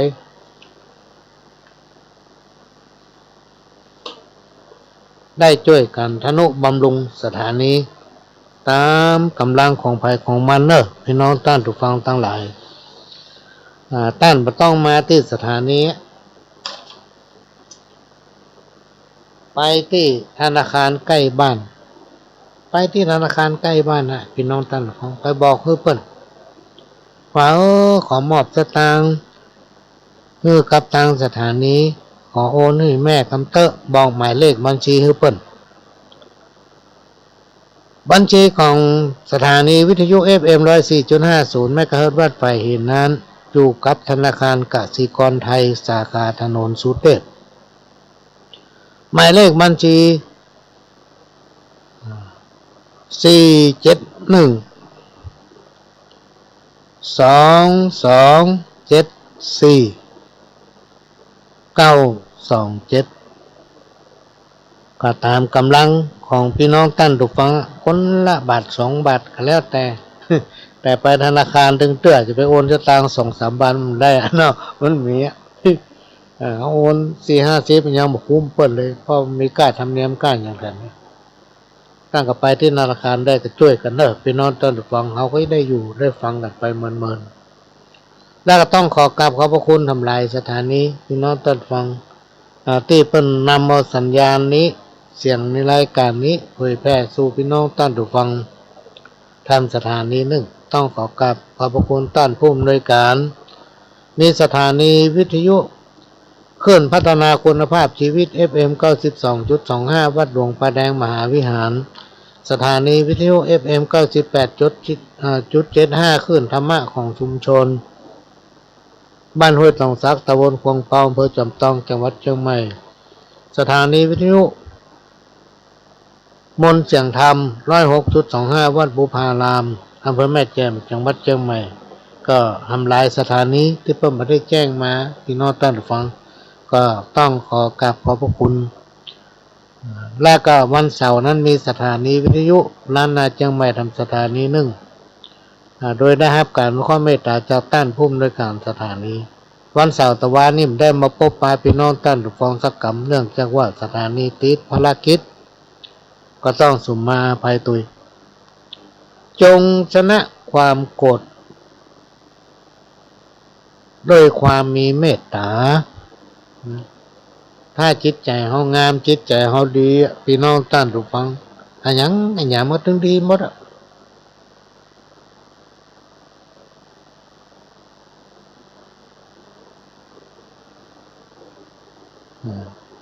จิตใจดีกำโอ้กำจาก็ดีกำโอ้เนี่ยสำคัญพี่น้องท่านผู้ฟังมันฆ่าคนได้ ฆ่าตัวเก่าได้จะกล้าจะขายยังไม่จะได้ขายดิบขายดีก็โยนที่กำโอ้เขาเนี่ยนะจะได้ขายไม่ได้ขายอยู่ที่กำโอ้เขาเนี่ยอันนี้ก็มาฝากไว้จงชนะคำนินทาด้วยความนิ่งมันว่าเขาเป็นหมาเขาก็ไม่ได้เป็นหมามันว่าเขาเป็นหมูเขาก็ไม่ได้เป็นหมู ถึงวันเขาก็กินข้าวเขาไม่ได้ไปกินข้าวเขาใครจะว่าจะได้ก็จ้างพี่น้องท่านฟังเพราะเขาเป็นใจเลี้ยงเขาถึงวันที่เขาอยู่ได้เพราะตนเองด้วยความมันขยันด้วยสติปัญญาด้วยความขยันมันเพียรด้วยสติปัญญาของแต่ละคนแต่ละตนใครจะว่าจะได้ก็แล้วแต่เขาจะไปสนใจจงชนะความโกรธด้วยความมีเมตตาจงชนะคำนินทาด้วยการนิ่งจงชนะทุกสิ่งด้วยความอดทน ครูบาอาจารย์ปอน้อยปอนานปออุ้ยแม่อุ้ยเปิ้นบอกว่าถ้าไผมีความอดทนเนี่ยพี่น้องท่านผู้ฟังเปิ้นบอกว่าอดทนได้เป็นยามีพญาแป้ตั้งในที่สุดเราจะชนะอันอย่างตึงหมดด้วยความอดทนของเขาพี่น้องท่านผู้ฟังนี่ก็เอามาฝากไว้เนอะก็เป็นรายการที่เป็นจิตอาสานะพี่น้องท่านผู้ฟังมาพบปะพี่น้องท่านผู้ฟังแต่บางช่วงบางเตื้อบางทีก็มีภารกิจบ่สามารถมาพบปะได้ก็ต้องขอสมาภัยตัวนี่ก็ดำเนินรายการด้วยเข้ากับผมประหลวงสว่างท่าดินจันทร์ประธานเครือข่ายของทุนแม่ของแผ่นดินจังหวัดเชียงใหม่และ8จังหวัดภาคเหนือรองประธานศูนย์ประสานงานของทุนแม่ของแผ่นดินแห่งชาติก็เป็นงานที่มีวาระพี่น้องท่านผู้ฟังเพื่อนเฮ้ยอยู่จนตายวะ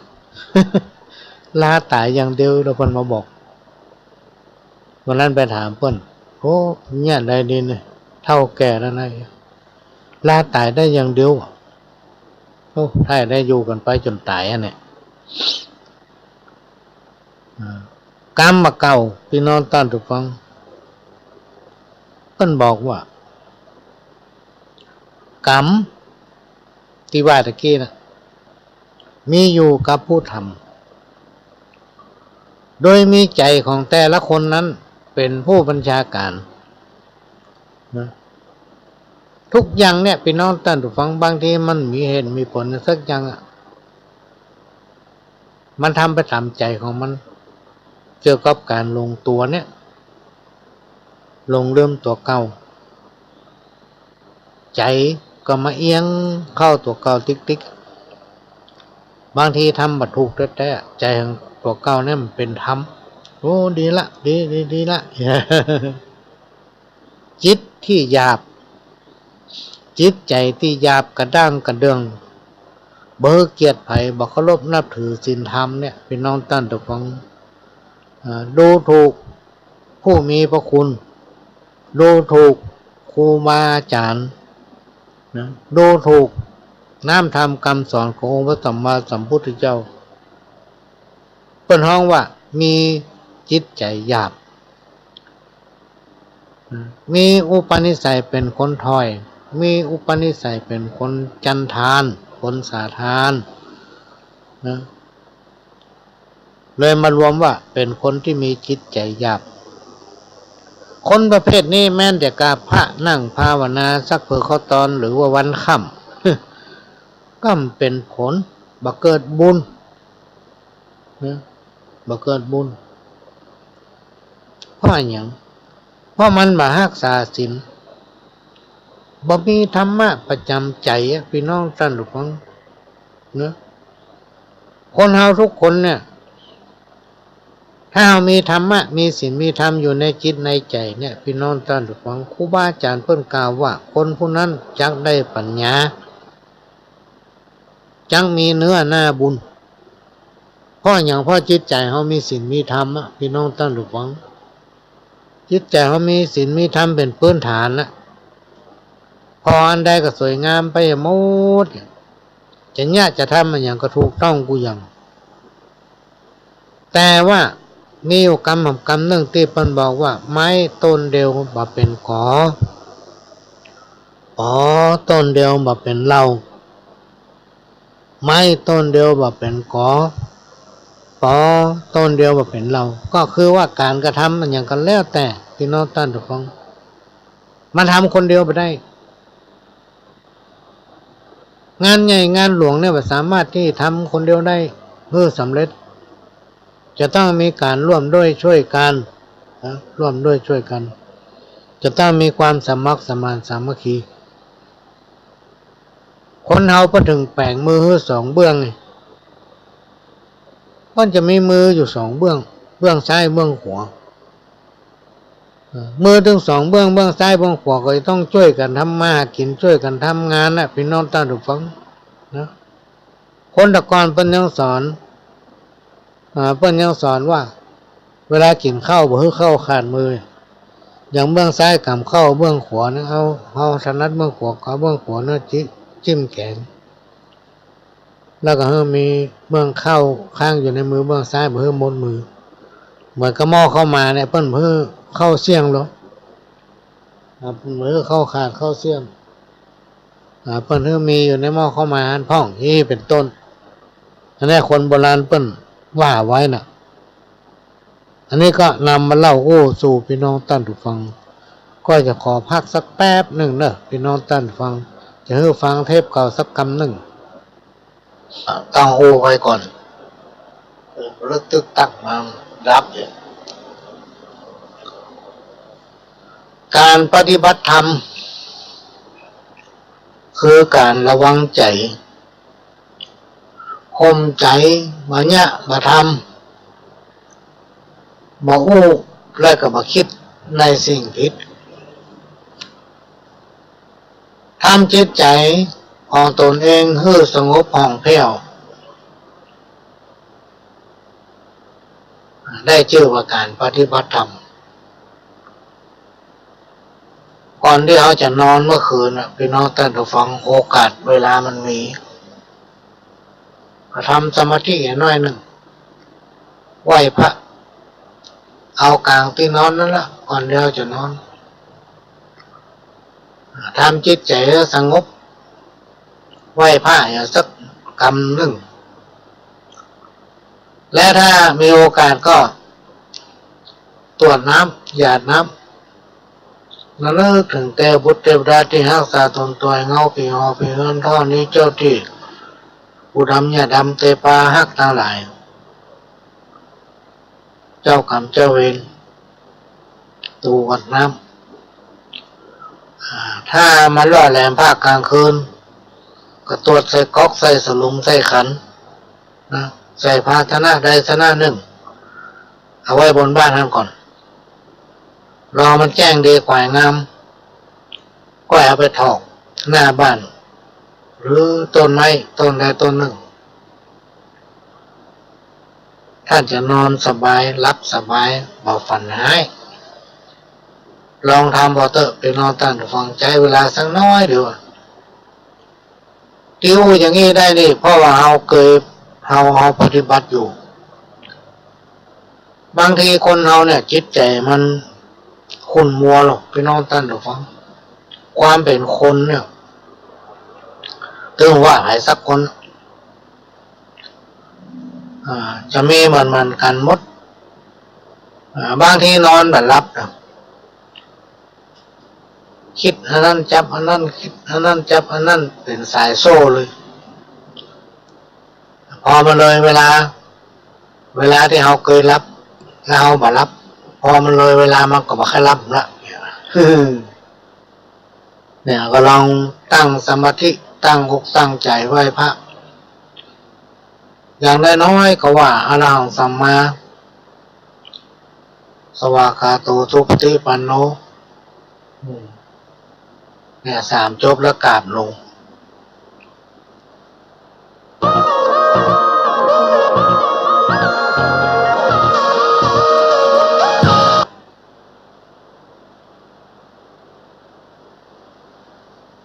ถ้าจะต่อทำน้อยก็คือต่ออิติปิโสภควาสัมมาทิฏฐิสัมไปที่นั่นนะโมเมนอย่าได้มากระทำเกณฑ์ต่อข้าพเจ้าสัพพะสัตตรูวินาศสันตุ3 รอบข้อภัยอันใดพี่น้องท่านฟังที่มันเวียนไปเวียนมาบางทีข้อห้อมหมีเขาไปโดนจะข้อเปิ้นมันจะลดน้อยละหายไปหายมากกระทำไล่เขาตึงได้จะต้องไหว้พระก่อนทำจิตใจให้มั่นคงและถึงกล่าวคำนี้ถ้ามีเวลานักก็สวดมนต์นักถ้ามีเวลาน้อยก็สวดมนต์น้อยพี่น้องท่านผู้ฟังจิตใจมันจะได้ผ่องแผ้วนะนี่ก็มุ่งฟังกับลองนำปฏิบัติต่อเนื่องคนเราตั้งหลายมักจะจมว่า โอ้กูทำดีทำแต่ทำว่าแต่มาได้ดีเนาะ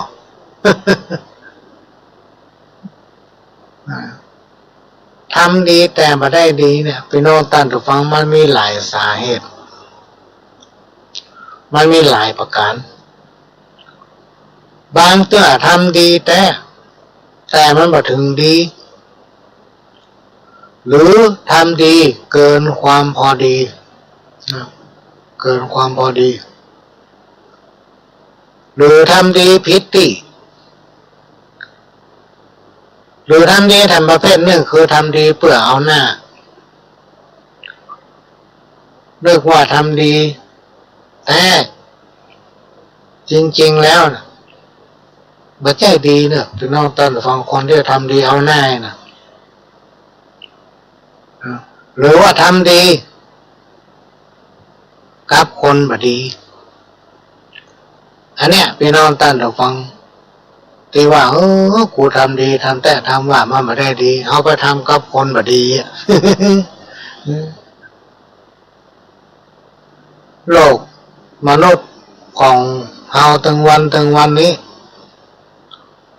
มันบ่มีอย่างจีรังอย่างยืนสักอย่างพี่น้องท่านผู้ฟังเวียนว่ายตายเกิดอยู่กันอย่างเงี้ยมาแล้วจากวันนี้เป็นวันพุธ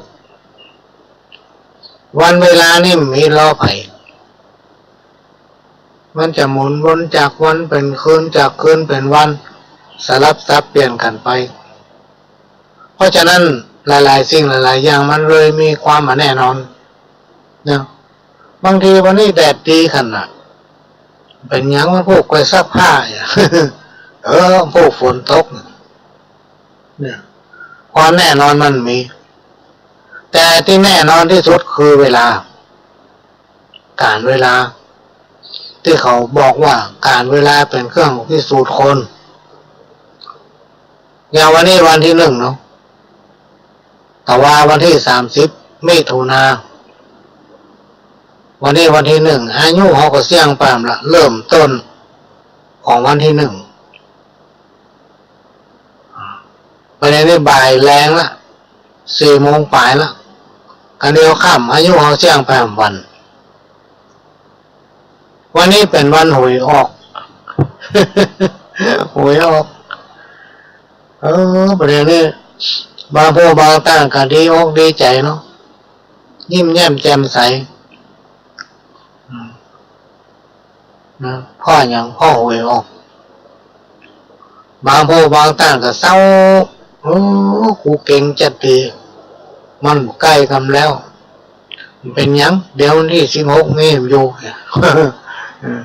อันนี้คือความสุขของคนเราคือความหวังนี่วันนี้ผ่านไปเดี๋ยว16แก้ตัวใหม่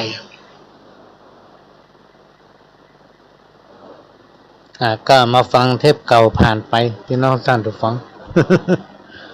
แต่ว่านี่มีคนมาอู้หูฟังฝนก็ตกมันก็มาแค่หัวโดนทำแล้วโลโดนอย่างไรแม่โดนหวยกิน แต่ว่ากันละวันศุกร์พี่น้องท่านผู้ฟังก็กำลังรับฟังรายการสาระสัพพะร้อยอันปันเรื่องโดยก้าวกับผมพระหลวงสว่างท่าดินจันทร์จากสถานีวิทยุกระจายเสียงพระพุทธศาสนาแห่งชาติและสังคมเคลื่อนเพื่อการศึกษาพระพุทธศาสนาและวัฒนธรรม FM 104.50 เมกะเฮิรตซ์จากวัดฝายหินก็เป็นสถานีของพี่น้องคนฟังทุกท่านเป็นเจ้าของช่วยกันเนอะพี่น้องท่านผู้ฟังช่วยกันทนุบำรุงสถานีกำมะเก่าสอนเปิ้นไต่ขัวส่วนตัวเก่ากลัวตกน้ำสอนเปิ้นเตียวอย่างนั้นเตียวอย่างนี้จะไปกลัวมันเนี่ยหยังไต่ขัวตะกอนก็ตะกอนมันกันประเดี๋ยวมันแจ้งเหมือนกันรู้พี่น้องท่านฟังขัวตะกอนมันไม่เล่มเดียวหนูตายข้ามน้ำ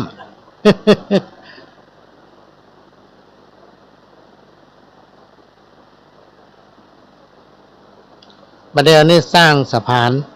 ห้องวัดสะพานละล่อด้วยปูนกว้างจะเป็น2 เมตรเอารถข้ามได้ประเดี๋ยวมันเป็นที่กัวละตะก้อนขวดแตะ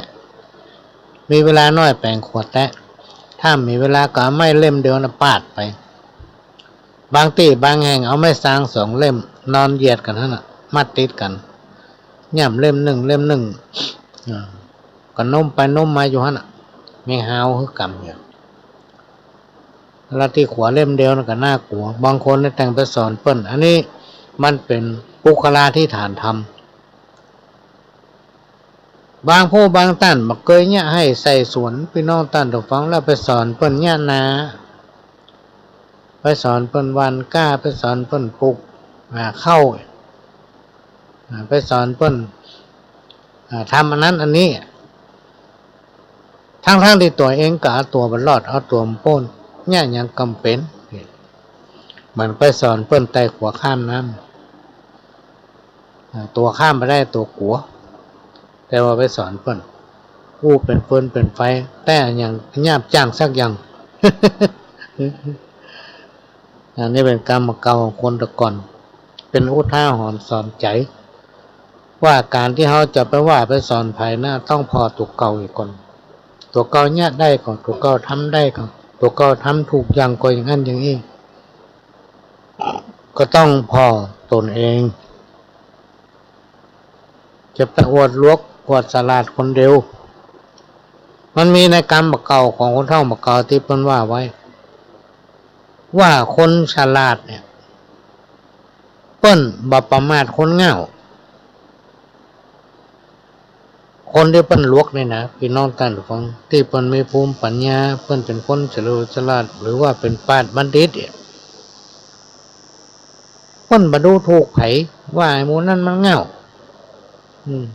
ไอ้หมู่นั้นน่ะมีปัญญาคนทั้งหมู่ทั้งมวลในสายตามันถือเป็นเหงาหมดว่ามันลวกคนเดียวเนี่ยย่าอย่างไม่ว่าเปิ้นบ่ฮู้เองแต่เปิ้นฮู้เปิ้นบ่อู้บ่ได้เนาะเพราะฉะนั้นเปิ้นเลยมีกรรมเก่าบอกว่าคนฉลาดตัวเองฉลาดอย่าไปประมาทคนเหงามันมีกรรมเก่าที่เป็นปุคลาธิฐานธรรมสอนคนมีคติเตือนใจได้ดีเยี่ยมเลยคือได้ผ้าตัวใกล้แจ้ง เพื่อจะสวมได้ผ้าห่มพี่น้องท่านผู้ฟังมันจะแจ้งล่ะแล้วคนสมัยก่อนเนี่ยเปิ้นแจ้งให้ไผลูกขวายสักคนนะลูกขวายมืนตาหันก่อนเนี่ยหันคือหันก่อนเนี่ยพี่น้องท่านผู้ฟังเปิ้นว่าบ่ดีว่ะคำว่าบดีของคนตะก่อนเป็นวอมันคืดเป็นคนคืดบ้านคืดเมืองหิมากล้าบ่ขึ้นก็ไม่ไปหิมากล้าขึ้นได้อย่างใดมันนอนลูกขวายไปยากการทำงานที่ไหนไปจ้างมันเพราะมันลูกขวายมันไปขวายเนี่ยเปิ้นถึงว่าได้พาตัวใกล้แจ้งหนาวรับลมไปมันหิวมันเพียเนาะเพื่อจะสวมหาผ้าห่มจะแจ้งดีลูกเลย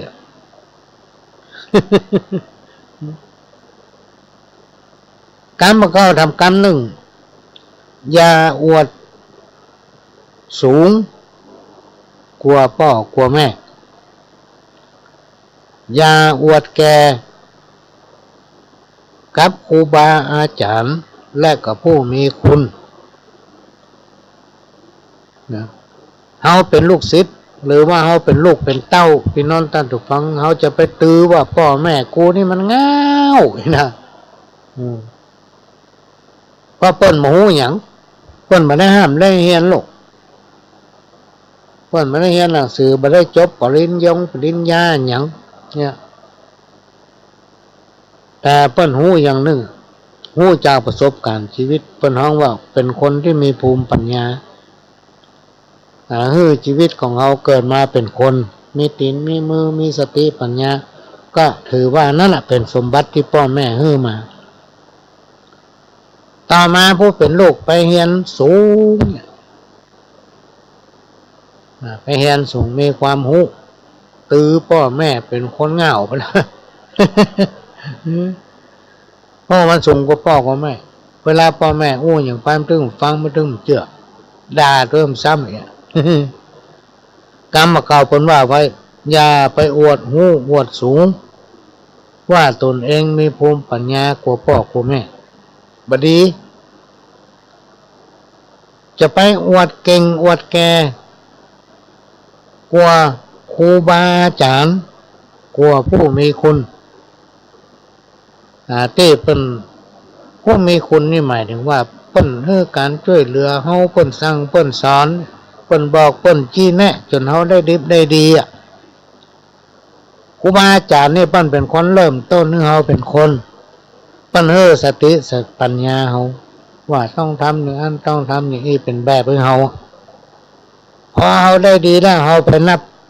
ไปลบหลู่เปิ้น มานึกถึงบุญคุณเปิ้นไปถือว่าตัวกูนี่เก่งแน่กว่าครูบาอาจารย์ที่เคยสอนกูมาพี่น้องท่านผู้ฟังคนประเภทเนี้ยเปิ้นฮ้องว่าคนจันทานนิสัยนี่โอ้ว่าห้วยไปเปรียบอันอย่างละอุปนิสัยนี่แล้วมันมีกรรมหนึ่งที่เป็นว่าทิ้งท้ายว่าโอ้ผอมไปเตอะมาถึงหิมากล้าขึ้นเพราะมันมีความกตัญญูกตเวทิตาคุณมันเป็นคนอากตัญญูพี่น้องท่านทุกคนคนอากตัญญูนี่ในสมัยก่อนพุทธกาลนี่ไปที่ไหนแผ่นดินสลุปหรอกเข้าป่ากับเสือสิงกระทิ้งแรกทำร้ายงูสกป้องพระเสือครบเนี่ยเป็นคนที่ลบหลู่คนเป็นคนที่มูจักกุนคนบ่มีหยังรักษาผีสางบลางดงจังนะกรรมที่เป็นมีว่าเป็นที่เคารพสักการะเป็นที่ฮักชอบแก่คนและเทวดาทั้งหลายถ้าไผ่เป็นผู้ที่อากตัญญูคนเนี่ยมูจักกุนคนเนี่ยเป็นนอนต้นหลวงหิมากล้ามขึ้นมันจะพบปะกับความทุกข์ความเดือดร้อนความล่มจมจะเกิดมีกับตัวมันเองอันนี้เป็นกุศโลบายเนาะการมาเก่าทำกรรมหนึ่งอย่าลืมของเก่าจะไปเมาของใหม่อย่าลืมของเก่าจะไปเมาของใหม่อันนี้ก็เป็นกุศโลบายพี่น้องท่านฟังที่สอนให้คนเราทั้งหลายเนี่ย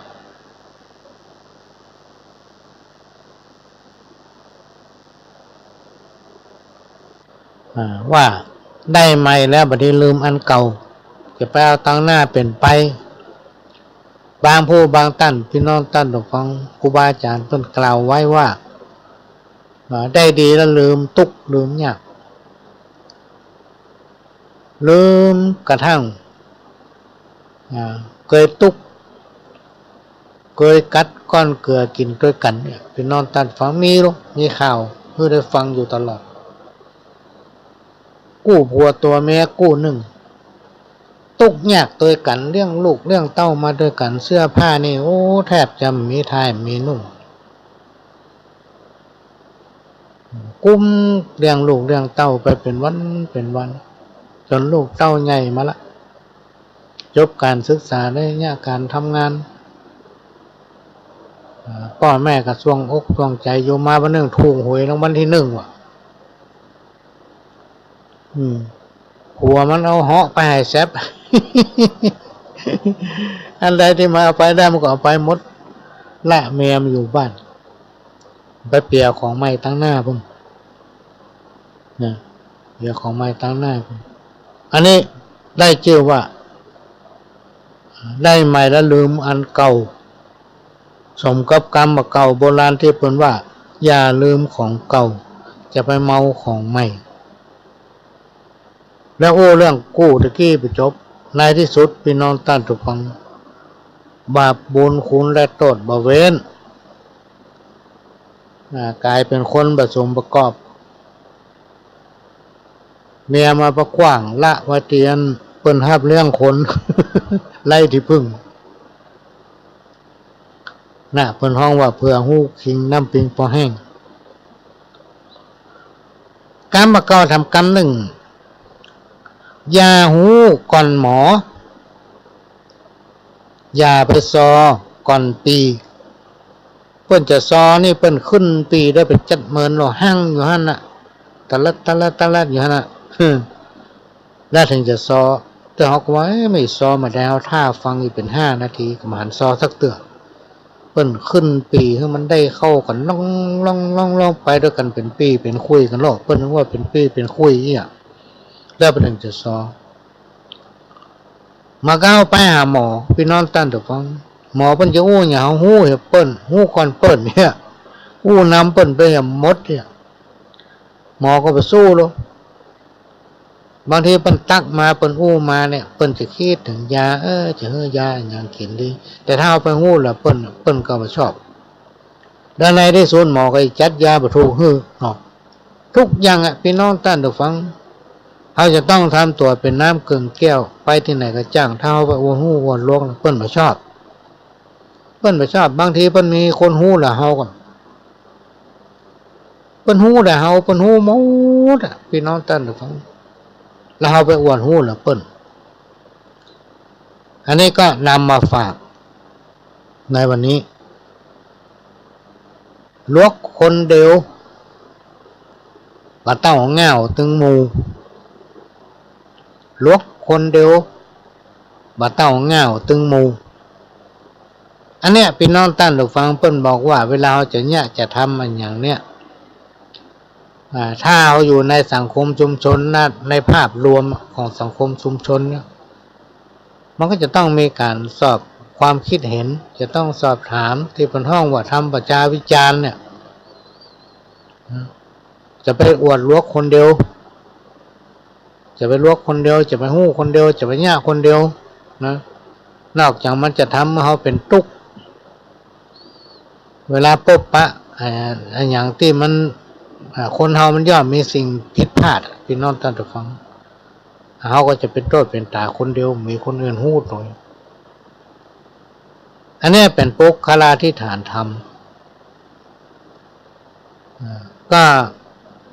จะมาอู้ถึงการเป็นผู้นำเนี่ยการเป็นผู้นำหมู่บ้านเป็นพ่อหลวงเป็นพ่อแคว้นเนี่ยเป็นหัวหน้าอย่างก็แล้วแต่มันก็ต้องมีการสอบถามความคิดเห็นต้องมีการปรึกษาหรือพิจารณาตัวเป็นเอกเทศคนเดียวอันนี้คุยทำอย่างนั้นนั่นคุยทำอย่างนี้พี่น้องท่านผู้ฟังต้องร่วมด้วยช่วยกันถึงจะเป็นหมู่เป็นคณะนะ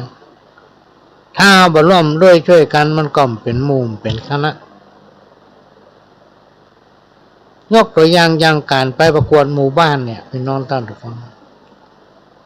แต่ละปีนี่จะมีการประกวดหมู่บ้านพ่อหลวงเขานี่จะลงไปในนามของประธานเครือข่ายกองทุนแม่ของแผ่นดินจังหวัดเชียงใหม่และ8จังหวัดภาคเหนือก็จะไปกุฏิที่มันมีการประกวดหมู่บ้านก็จะมีเป็นฝ่ายโลกพี่น้องท่านทุกท่านตั้งปกครองตั้งท้องที่ท้องถิ่นกรรมการหมู่บ้านก็จะมีตั้งแต่อสม.นะผู้ทรงอายุประธานกลุ่มนั่นกลุ่มนี้นะหลายกลุ่มภูมิปัญญาพื้นบ้านปนว่าปนานท่านผู้ฮู้ก็มีหลายคนแต่ละสังคมชุมชนเขาจะต้องแบ่งปันให้คนอู้คนตอบถ้าใดคนที่เป็นผู้นำอู้ให้หมดฮู้ให้หมดไปนอนตั้งถูกฟังคะแนนตก ถ้าคนนั้นก็อู้อย่างคนนี้ก็อู้อย่างแต่แล้วฝ่ายนะอู้ฝ่ายมันฝ่ายปกครองก็อู้เรื่องปกครองออมทรัพย์ก็อู้เรื่องออมทรัพย์นะหมู่ที่เป็นประธานหรือว่าเป็นหมู่บ้านยากจนก็อู้เรื่องยากจนขอจอนะยืมมาแล้วค่อยจ่ายบางคนโยมไปแล้วมันยอมจ่ายแต่ว่าไม่ได้ยืมเนี่ยมันมีให้หมดลูกสม.ก็อู้เรื่องสม.นะแม่บ้านก็อู้เรื่องของแม่บ้านอู้เพิ่นอันนี้ได้คะแนนเต็ม100แต่ถ้าคนที่เป็นผู้นำอู้เหยียบตกประเจียงถือว่าเนี่ยการคนเดียวคนอื่นบ่ฮู้ คะแนนน้อยเดียวนะอันนี้ก็คือว่าลวกคนเดียวเศร้าเหงาตึงหมู่เพราะฉะนั้นการกระทำมันได้ก็ตามพี่น้องท่านผู้ฟังอย่างหมู่บ้านของทุนแม่ของแผ่นดินเนี่ยก็วกมูให้น้อยหนึ่งเปิ้นเจ้วันเน้นกล้าจะปราบปรามสิ่งเสพติดอย่างเดียวพี่น้องท่านผู้ฟังหมู่บ้านกองทุนแม่ของแผ่นดินเริ่มต้นมาจากสมเด็จพระบรมราชพันปีหลวงเนี่ยเปิ้นเล็งหันว่าโอ้ประเทศไทยเราเนี่ยเป็นประเทศที่มีชายแดนเนี่ยแวดรอบก็จะจอด พอหูแผนที่ประเทศและประการสำคัญมันเป็นทางผ่านเพราะบ้านเรามีชายแดนแวดมีป่าเขาลำเนาไพเป็นทางผ่านที่คนยาเสพติดไปเพื่อเลยมอบเงินส่วนพระราชทรัพย์ส่วนพระองค์คือกปปส.คณะกรรมการปปส.ส่วนกลางเนี่ยก็เอาเงินงบประมาณตัวเก่าเนี่ยสมทบและมอบให้หมู่บ้านต่างหลายจนกลายเป็นหมู่บ้านกองทุนแม่ของแผ่นดินเพื่อเฝ้าระวังลูกเต้าเหล่าหลานญาติกาพี่น้องครอบครัวของตนเองบ่ให้ไปยุ่งเกี่ยวกับยาเสพติดถ้ามีลูกมีหลานหลายในสังคมชุมชนได้ก็ส่งเสริมเมื่อเขาไปทางอื่นอาจไปเล่นกีฬาออกกำลังกายอันนั้นอันนี้ก็ว่ากันไปมีการตั้งเวรยามตรวจตาความเรียบร้อยความสงบในหมู่บ้านชุมชนจะเอาเป็นบ้านในเมืองนี่หามีปัญหาบ้านรอบนอกชนบทพี่น้องท่านของเปิ้นมีปัญหานี้เปิ้นเพื่อเฝ้าระวังบ่ใช่ไปปราบไปแน่จับแน่ยับไปแน่ว่าเอาคนนั้นคนนี้ไปใจเฝ้าระวังและเพื่อมีการบูรณาการหน่วยงานต่างๆร่วมกันมาพัฒนาหมู่บ้านของตนเองเพื่อเป็นหมู่บ้านที่เข้มแข็งเป็นหมู่บ้านที่อยู่ดีมีสุขเป็นหมู่บ้านที่เจ้าบ้านมีความสมัครสมานสามัคคีอยู่ด้วยกันมันพี่มันน้องฮักกันเนี่ยพี่น้องท่านฟังเอาง่ายๆบางคนมาเข้าใจหาว่าการกองทุนแม่ของมันคิดกับเรื่องยาเสพติดอย่างเดียวไปใช่แล้วเงินมาจากไหนถ้าเอาเนี่ยแต่ทำแต่พี่น้องท่านทุกฟังมันต้องมีคนมาสนับสนุนอันนี้เป็นเรื่องที่นำมาฝากเพื่อพี่น้องท่านทุกฟังได้ฟังและในวันที่20เนี่ยก็จะมีการทอดพระป่าเพื่อนำเอาปัจจัยนั้นมาสมทบทุนกับเงินของทุนแม่ของแผ่นดินเครือข่ายของจังหวัดเชียงใหม่แล้วจะได้นำเอาเงินส่วนเนี้ยไปพัฒนาหมู่บ้านที่จะเป็นหมู่บ้านต้นแบบเป็นหมู่บ้านนำร่องเป็นหมู่บ้านที่มีภูมิปัญญาที่หลากหลายที่จะถ่ายทอดภูมิปัญญานั้นสู่เยาวชนสู่คนทั้งหลายทั่วไปเป็นหมู่บ้านที่เตรียมตัวเตรียมความพร้อมรับแขกบ้านแขกเมืองอย่างในปีต่อไปเนี่ยจะมีคนมาเอี่ยวนักขนาดเลย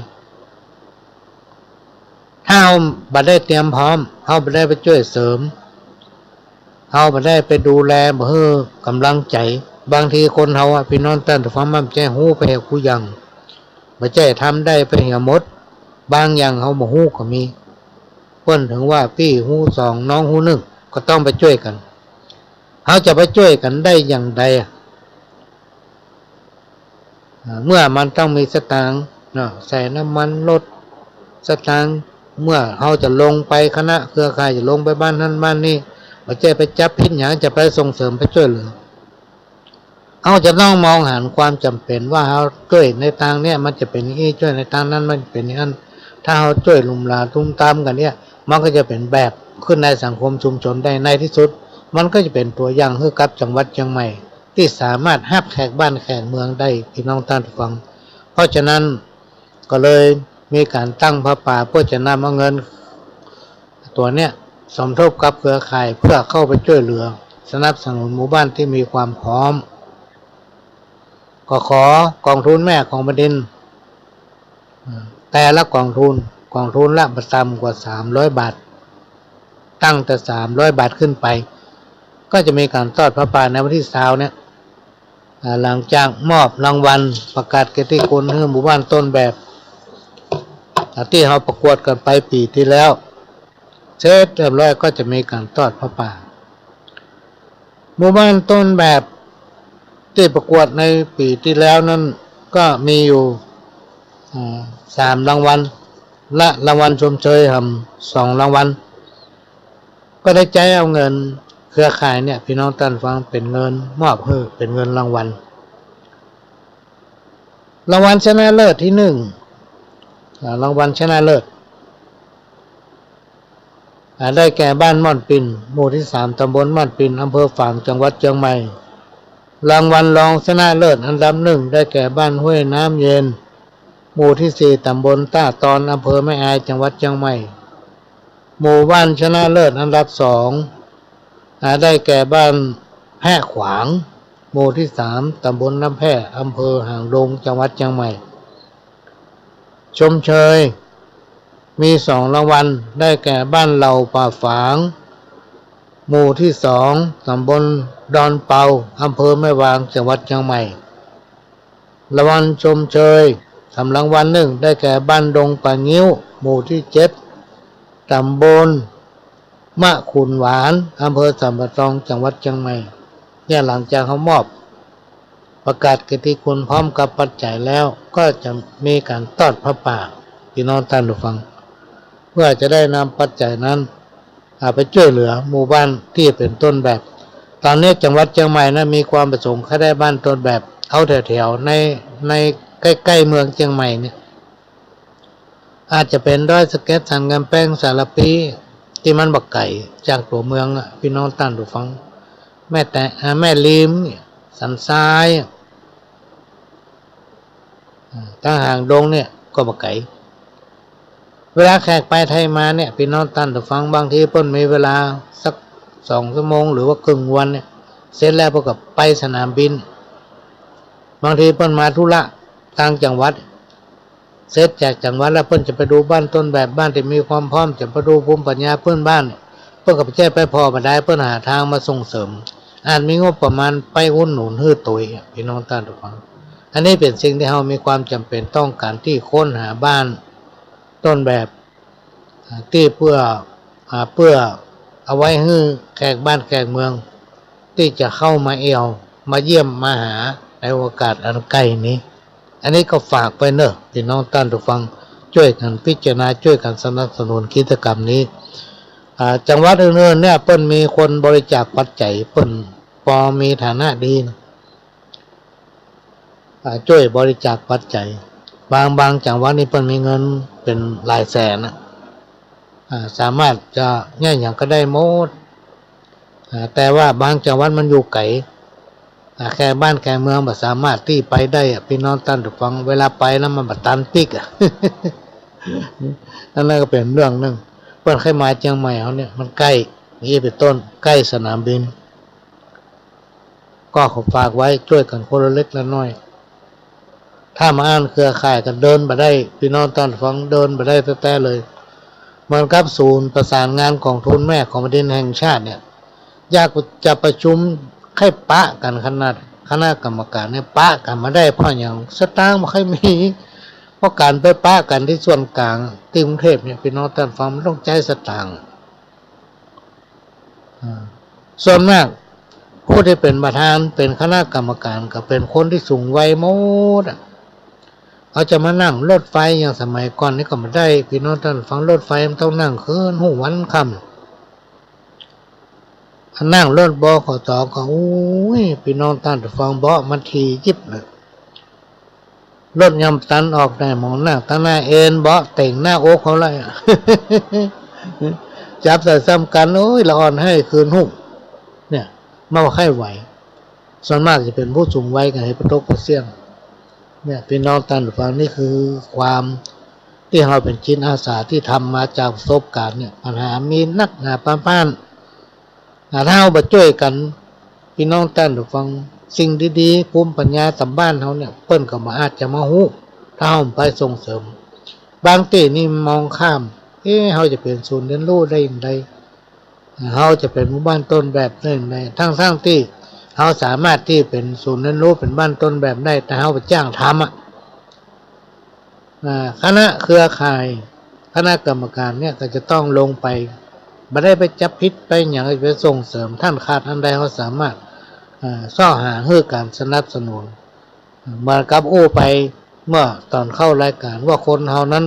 ที่บัจใจว่าจะหู้เหี่ยวกู้ยังบางอย่างเขาหมหู้ก็มีอันนี้เป็นต้นนี่ก็มาเล่ามาโอ้ฟังมาก็สถานีวิทยุอย่างเดียวกันพี่น้องท่านของเป็นสิ่งที่เราต้องช่วยกันทนุบำรุงถ้าเราช่วยกันทนุบำรุงบริจาคปัจจัยคนละเล็กละน้อยพี่น้องท่านของมันจะอยู่ไปได้การน้ำกะไฟกะวัสดุอุปกรณ์กะอย่างสปาสเปดมันมีถึงวันบางอย่างก็ถูกว่าไม่ต้องใช้สตางค์บางอย่างสตางค์มีความจำเป็นที่ต้องใช้อันนี้ก็ขอฝากว่ากับพี่น้องคนฟังคนใจบุญทุกท่านช่วยกันสนับสนุนคนกรรมเก่าปนว่าพ่อคนมีปัญญาหรือว่าพ่อคนมีปัญญาพ่อเมื่อยามมันกินเหล้าคนเฒ่าคนแก่เพิ่นเล่าว่าไว้พี่น้องท่านฟังเพิ่นบอกว่าถ้าใครฮู้จักไผนะว่าอุปนิสัยเป็นจะได้ถ้ามันกินเหล้าเฮาเหล้ามันกินก็เดียวนะฮู้ละ ความลับมันเรื่องมีอย่างโอ้โมดเนี่ยมันบอกว่าใครฮู้ว่าคนไหนมีปัญญานักน้อยขนาดไหนคนตะกอนน่ะพี่น้องท่านฟังเพิ่นว่าพอยามที่มันกินเหล้าถ้ามันเป็นอันธพาลสันดานให้ถ้ามันกินเหล้าไปสักกึ่งตองนี่นะมันจึงมีออกนิสัยละบางคนเนี่ยมันจะหมกกลัวไผ่นะโอ้สุดบ้านสมัยก่อนสมัยใหญ่เนี่ยหัวมันเป็นไม่บัวหัวมันเป็นแตะเป็นอย่างเงี้ยมันบุบหัวมันแหลวเป็นด้านนะพี่น้องท่านฟัง เนี่ยเป็นว่าพ่อคนมีปัญญาหรือว่าจะพ่อคนเนี่ยมีอุปนิสัยอย่างใดมีปัญญาดีก่อนพ่อมันยามที่มันเมาเหล้าเมาไปน้อยนะบุบหัวบุบเฮาโหทั้งเหนือทั้งใต้เมียมันตัวเต้ามันอย่างหัวเขาไปบอกให้เมียมาเมียมันหลอกเขาไปติ้วหูมันปิ๊กบ้านเลยโทษตัวก้นเมียไปดุมโอ้คนใหญ่คนหลวงกลัวเมียมันตัวน้อยเดียว ในคนนั้นแกเป็นว่ายามฮักส้มก็ว่าหวานใจบะเจยบานหวานก็ว่าส้มน้ำตาลแต้มันยังว่าเค็มพ่อส้มพ่อเมื่อฮักกันเมื่อเอาทีเนี่ยพี่น้องท่านทุกคนผักกาดจอกันล้ำผักกาดนี่หอมเนี่ยกินล้ำเนี่ยอันยังก็ล้ำอันยังก็ดีหมดนะใบไม้แห้งมาได้ยังงามคนที่ฮักกันใหม่นะโอ้ยพอใบไม้เนาะเนี่ยงามว่ะต่อมากินผักกาดจอหาว่าเผ็ดจะกินแค่หมูก็ไม่ได้กลัวเป็นกินควายไม่กดเปิ้นเอาใจทำขอเล็กงอเอามาแปลงเขียวคนกดอย่างเดียวเอามาใจการอย่างก็ไม่ได้มันกดมันบ่ซื่ออันอื่นกดซื่อเนี่ยเอาแปลงอย่างได้หมดแต่คนเราเนี่ยเป็นนอนตันถูกกองท่าบ่ซื่อไผก็ถึงมาคบไปหาอย่างไผก็ได้เตื้อเดียวก็นั่นไผถึงมาเล่นตัวมันละอันนี้เป็นกรรมที่คนเฒ่าคนแก่เพิ่นกล่าวไว้ว่าไม่กดเอาใจแปลงขอเล็กงอกล่าวมาแปลงเคียวถ้าว่าปะถ้าคนกด อันเนี้ยเอามาเนี่ยอย่างตึมได้สักอย่างจะไปคบจะไปใกล้มัน แม่มันมีแต่นะพี่น้องท่านผู้ฟังตาหันได้เหมือนควายหันเนี่ยได้กระพัดไปมาแวดหัวอันนี้เปรียบเหมือนผู้สูงวัยอ่ะพี่น้องท่านผู้ฟังคนเฒ่าคนแก่คนที่อายุเป็นนักแล้วเป็นหมดสมรรถภาพอย่างทั้งหมดเนี่ยพี่น้องท่านผู้ฟังเปิ้นเปรียบเหมือนควายหันเนี่ยธรรมดาควายแก่ควายเฒ่าเนี่ยมันจะกินหญ้าเล็มหญ้าตะกลางต้องกลางนาเพิ่นเอาไปปล่อยไว้หั่นใส่แห้วเนี่ยมันก็เล็มไปตามหมู่นั้นแต่ถ้ามันแก่มันเฒ่าแล้วมันกินหยังบ่ได้ละเคี้ยวมันก็ดีลิ้นมันก็ดีหันหญ้าอ่อนมันก็กินบ่ได้ก็เตียวไปเตียวมาแวดไปแวดมาเหมือนกับคนเฒ่าหันสาวน้อยเนี่ยหญ้าหยังก็บ่ได้เพิ่นก็เลยว่ามีกระตาพ่อบ่ได้เหมือนควายหันหญ้าพัดไปมาแวดหัว อันนี้เป็นกรรมที่คนเราแก่เป็นอู้ไว้อันนี้ก็มาอู้ฟังพี่น้องท่านผู้ฟังตอนนี้ก็เหลือเวลาทำน้อยเดียวเหลือเวลาทำน้อยเดียวก็จะเอาคติเตือนใจมาอู้ทำสักน้อยหนึ่งตอนนี้เหลือเวลาทำประมาณ8 นาทีก็จะอยู่กับพี่น้องท่านผู้ฟังทำประมาณ5 นาทีเนี่ยอย่าร่วมวงกับคนที่มีอุปนิสัยจ้องจับผิดคนอื่นมันมีหรอกพี่น้องท่านผู้ฟังคนที่จ้องการจะจับผิดคนอื่นจะว่าเปิ้นเนี่ยอันใดก็ดีสักอย่างมันดีคนเดียวคนประเภทนี้จะไปใกล้จะไปร่วมวงกับมันจะไปสมาคมคบหากับคนประเภทนี้อย่าผูกมิตร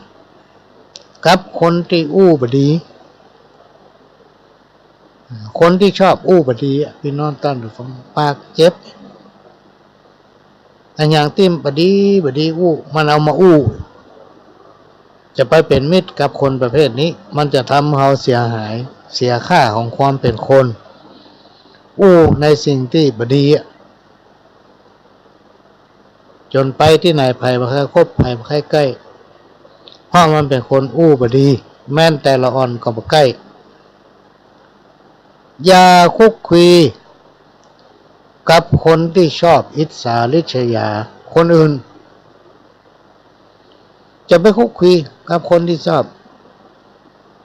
อิจฉาริษยาเปิ้น จังเปิ้น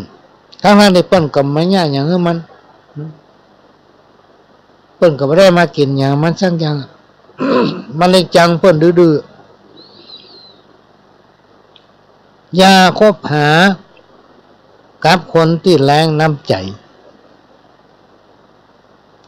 คนที่แรงน้ำใจก็เหมือนกันนะพี่น้องท่านผู้ฟังจะไปคบหากับมันมีกระเสี่ยงกับเสี่ยงมันต้องกินกับเฮาอย่างเดียววันใดที่มันไม่ได้กินกับเฮาจังเฮาละเนี่ย ถ้ามันมีเฮาไม่ได้หันหน้ามันหรอกวันใดวันหนึ่งถ้ามันมีเฮาจี้หันหน้ามันเป็นเพราะว่าคนแรงน้ำใจอย่าอยู่ใกล้กับคนที่หันแก่ตัวอันเนี้ยสำคัญพี่น้องท่านผู้ฟังหลายๆคนทุกคนจะหันแก่ตัวหมดแต่เปิ้นจะต้องจ้างกันโลกพี่น้องท่านผู้ฟังทุกคนต้องฮักตัวเก่าแล้วก็หวังดีกับคนอื่นด้วยพระเจ้าว่าหันแก้ตัวอย่างเดียวตัวเองจะเอาดีให้หมดเบาดีให้เปิ้นคนอื่นพ้องลองดูจะพี่น้องท่านผู้ฟังในสังคมชุมชนใดถ้ามีคนประเภทดังกล่าวที่กล่าวแล้วเนี่ยก็หลีกนะเว้นจะไปใกล้มันครูบาอาจารย์ปน้อยปนานคนเฒ่าคนแก่เปิ้นยังอู้ยังบอกว่าคนเฮาถึงวันเนี่ยพี่น้องท่านผู้ฟังมาสมัยใดเจนใดละ เราจะต้องมีความยินดีที่เรามีชีวิตจิตใจมีร่างกายที่สมประกอบมีการมีงานเนี้ยหรือเขายังมีการมีงานเนี้ยถ้าเรามีบ้านอยู่อาศัยมีข้าวไว้กินเนี่ยพี่น้องท่านฟังความทุกข์ความยากก็ลดน้อยถอยลงไปดีอยู่ที่เรามีบ้านเฮือปิกเฮือกลับไปอยู่บ้านมีงานเฮือทำเขาจะยะอย่างทำอย่างที่เขาทำได้ตามบ้านตามแห่งของเขาถ้าเขายะอย่างทำอย่างเกินตัวเกินบ้านเกินแห่งเขาอันนั้นเขาจะปะกับจุดจบมันมีความสำเร็จนะมีทำกรรมหนึ่งพี่น้องท่านผู้ฟังว่ามีโอกาสเป็นผู้ให้มีลมหายใจเพื่อครอบครัวบางคนก็เอาเพื่อนเอาผงเป็นใหญ่เขาตั้งหน้าเป็นไปติ๊กบ่คิดถึงตั้งหลังบ่คิดถึงครอบครัวตัวเขาอันนี้ก็เป็นสิ่งที่บดีก็นำมาฝากไว้ในเทศกาลกลางพรรษาเนี่ยพี่น้องท่านผู้ฟังก็ขอประชาสัมพันธ์ชักชวนบุตรหลานเข้าวัดเข้าวาฟังเทศน์ฟังธรรมส่งเสริมพุทธศาสนาเพื่ออยู่กับลูกกับหลานของเขาไปจนกุ้มเจ็ดของเขาเหมือนกับพ่อแม่ญาติกาพี่น้องเขาช่วยกันประคับประคองทนุบำรุงแก้วทั้งสาม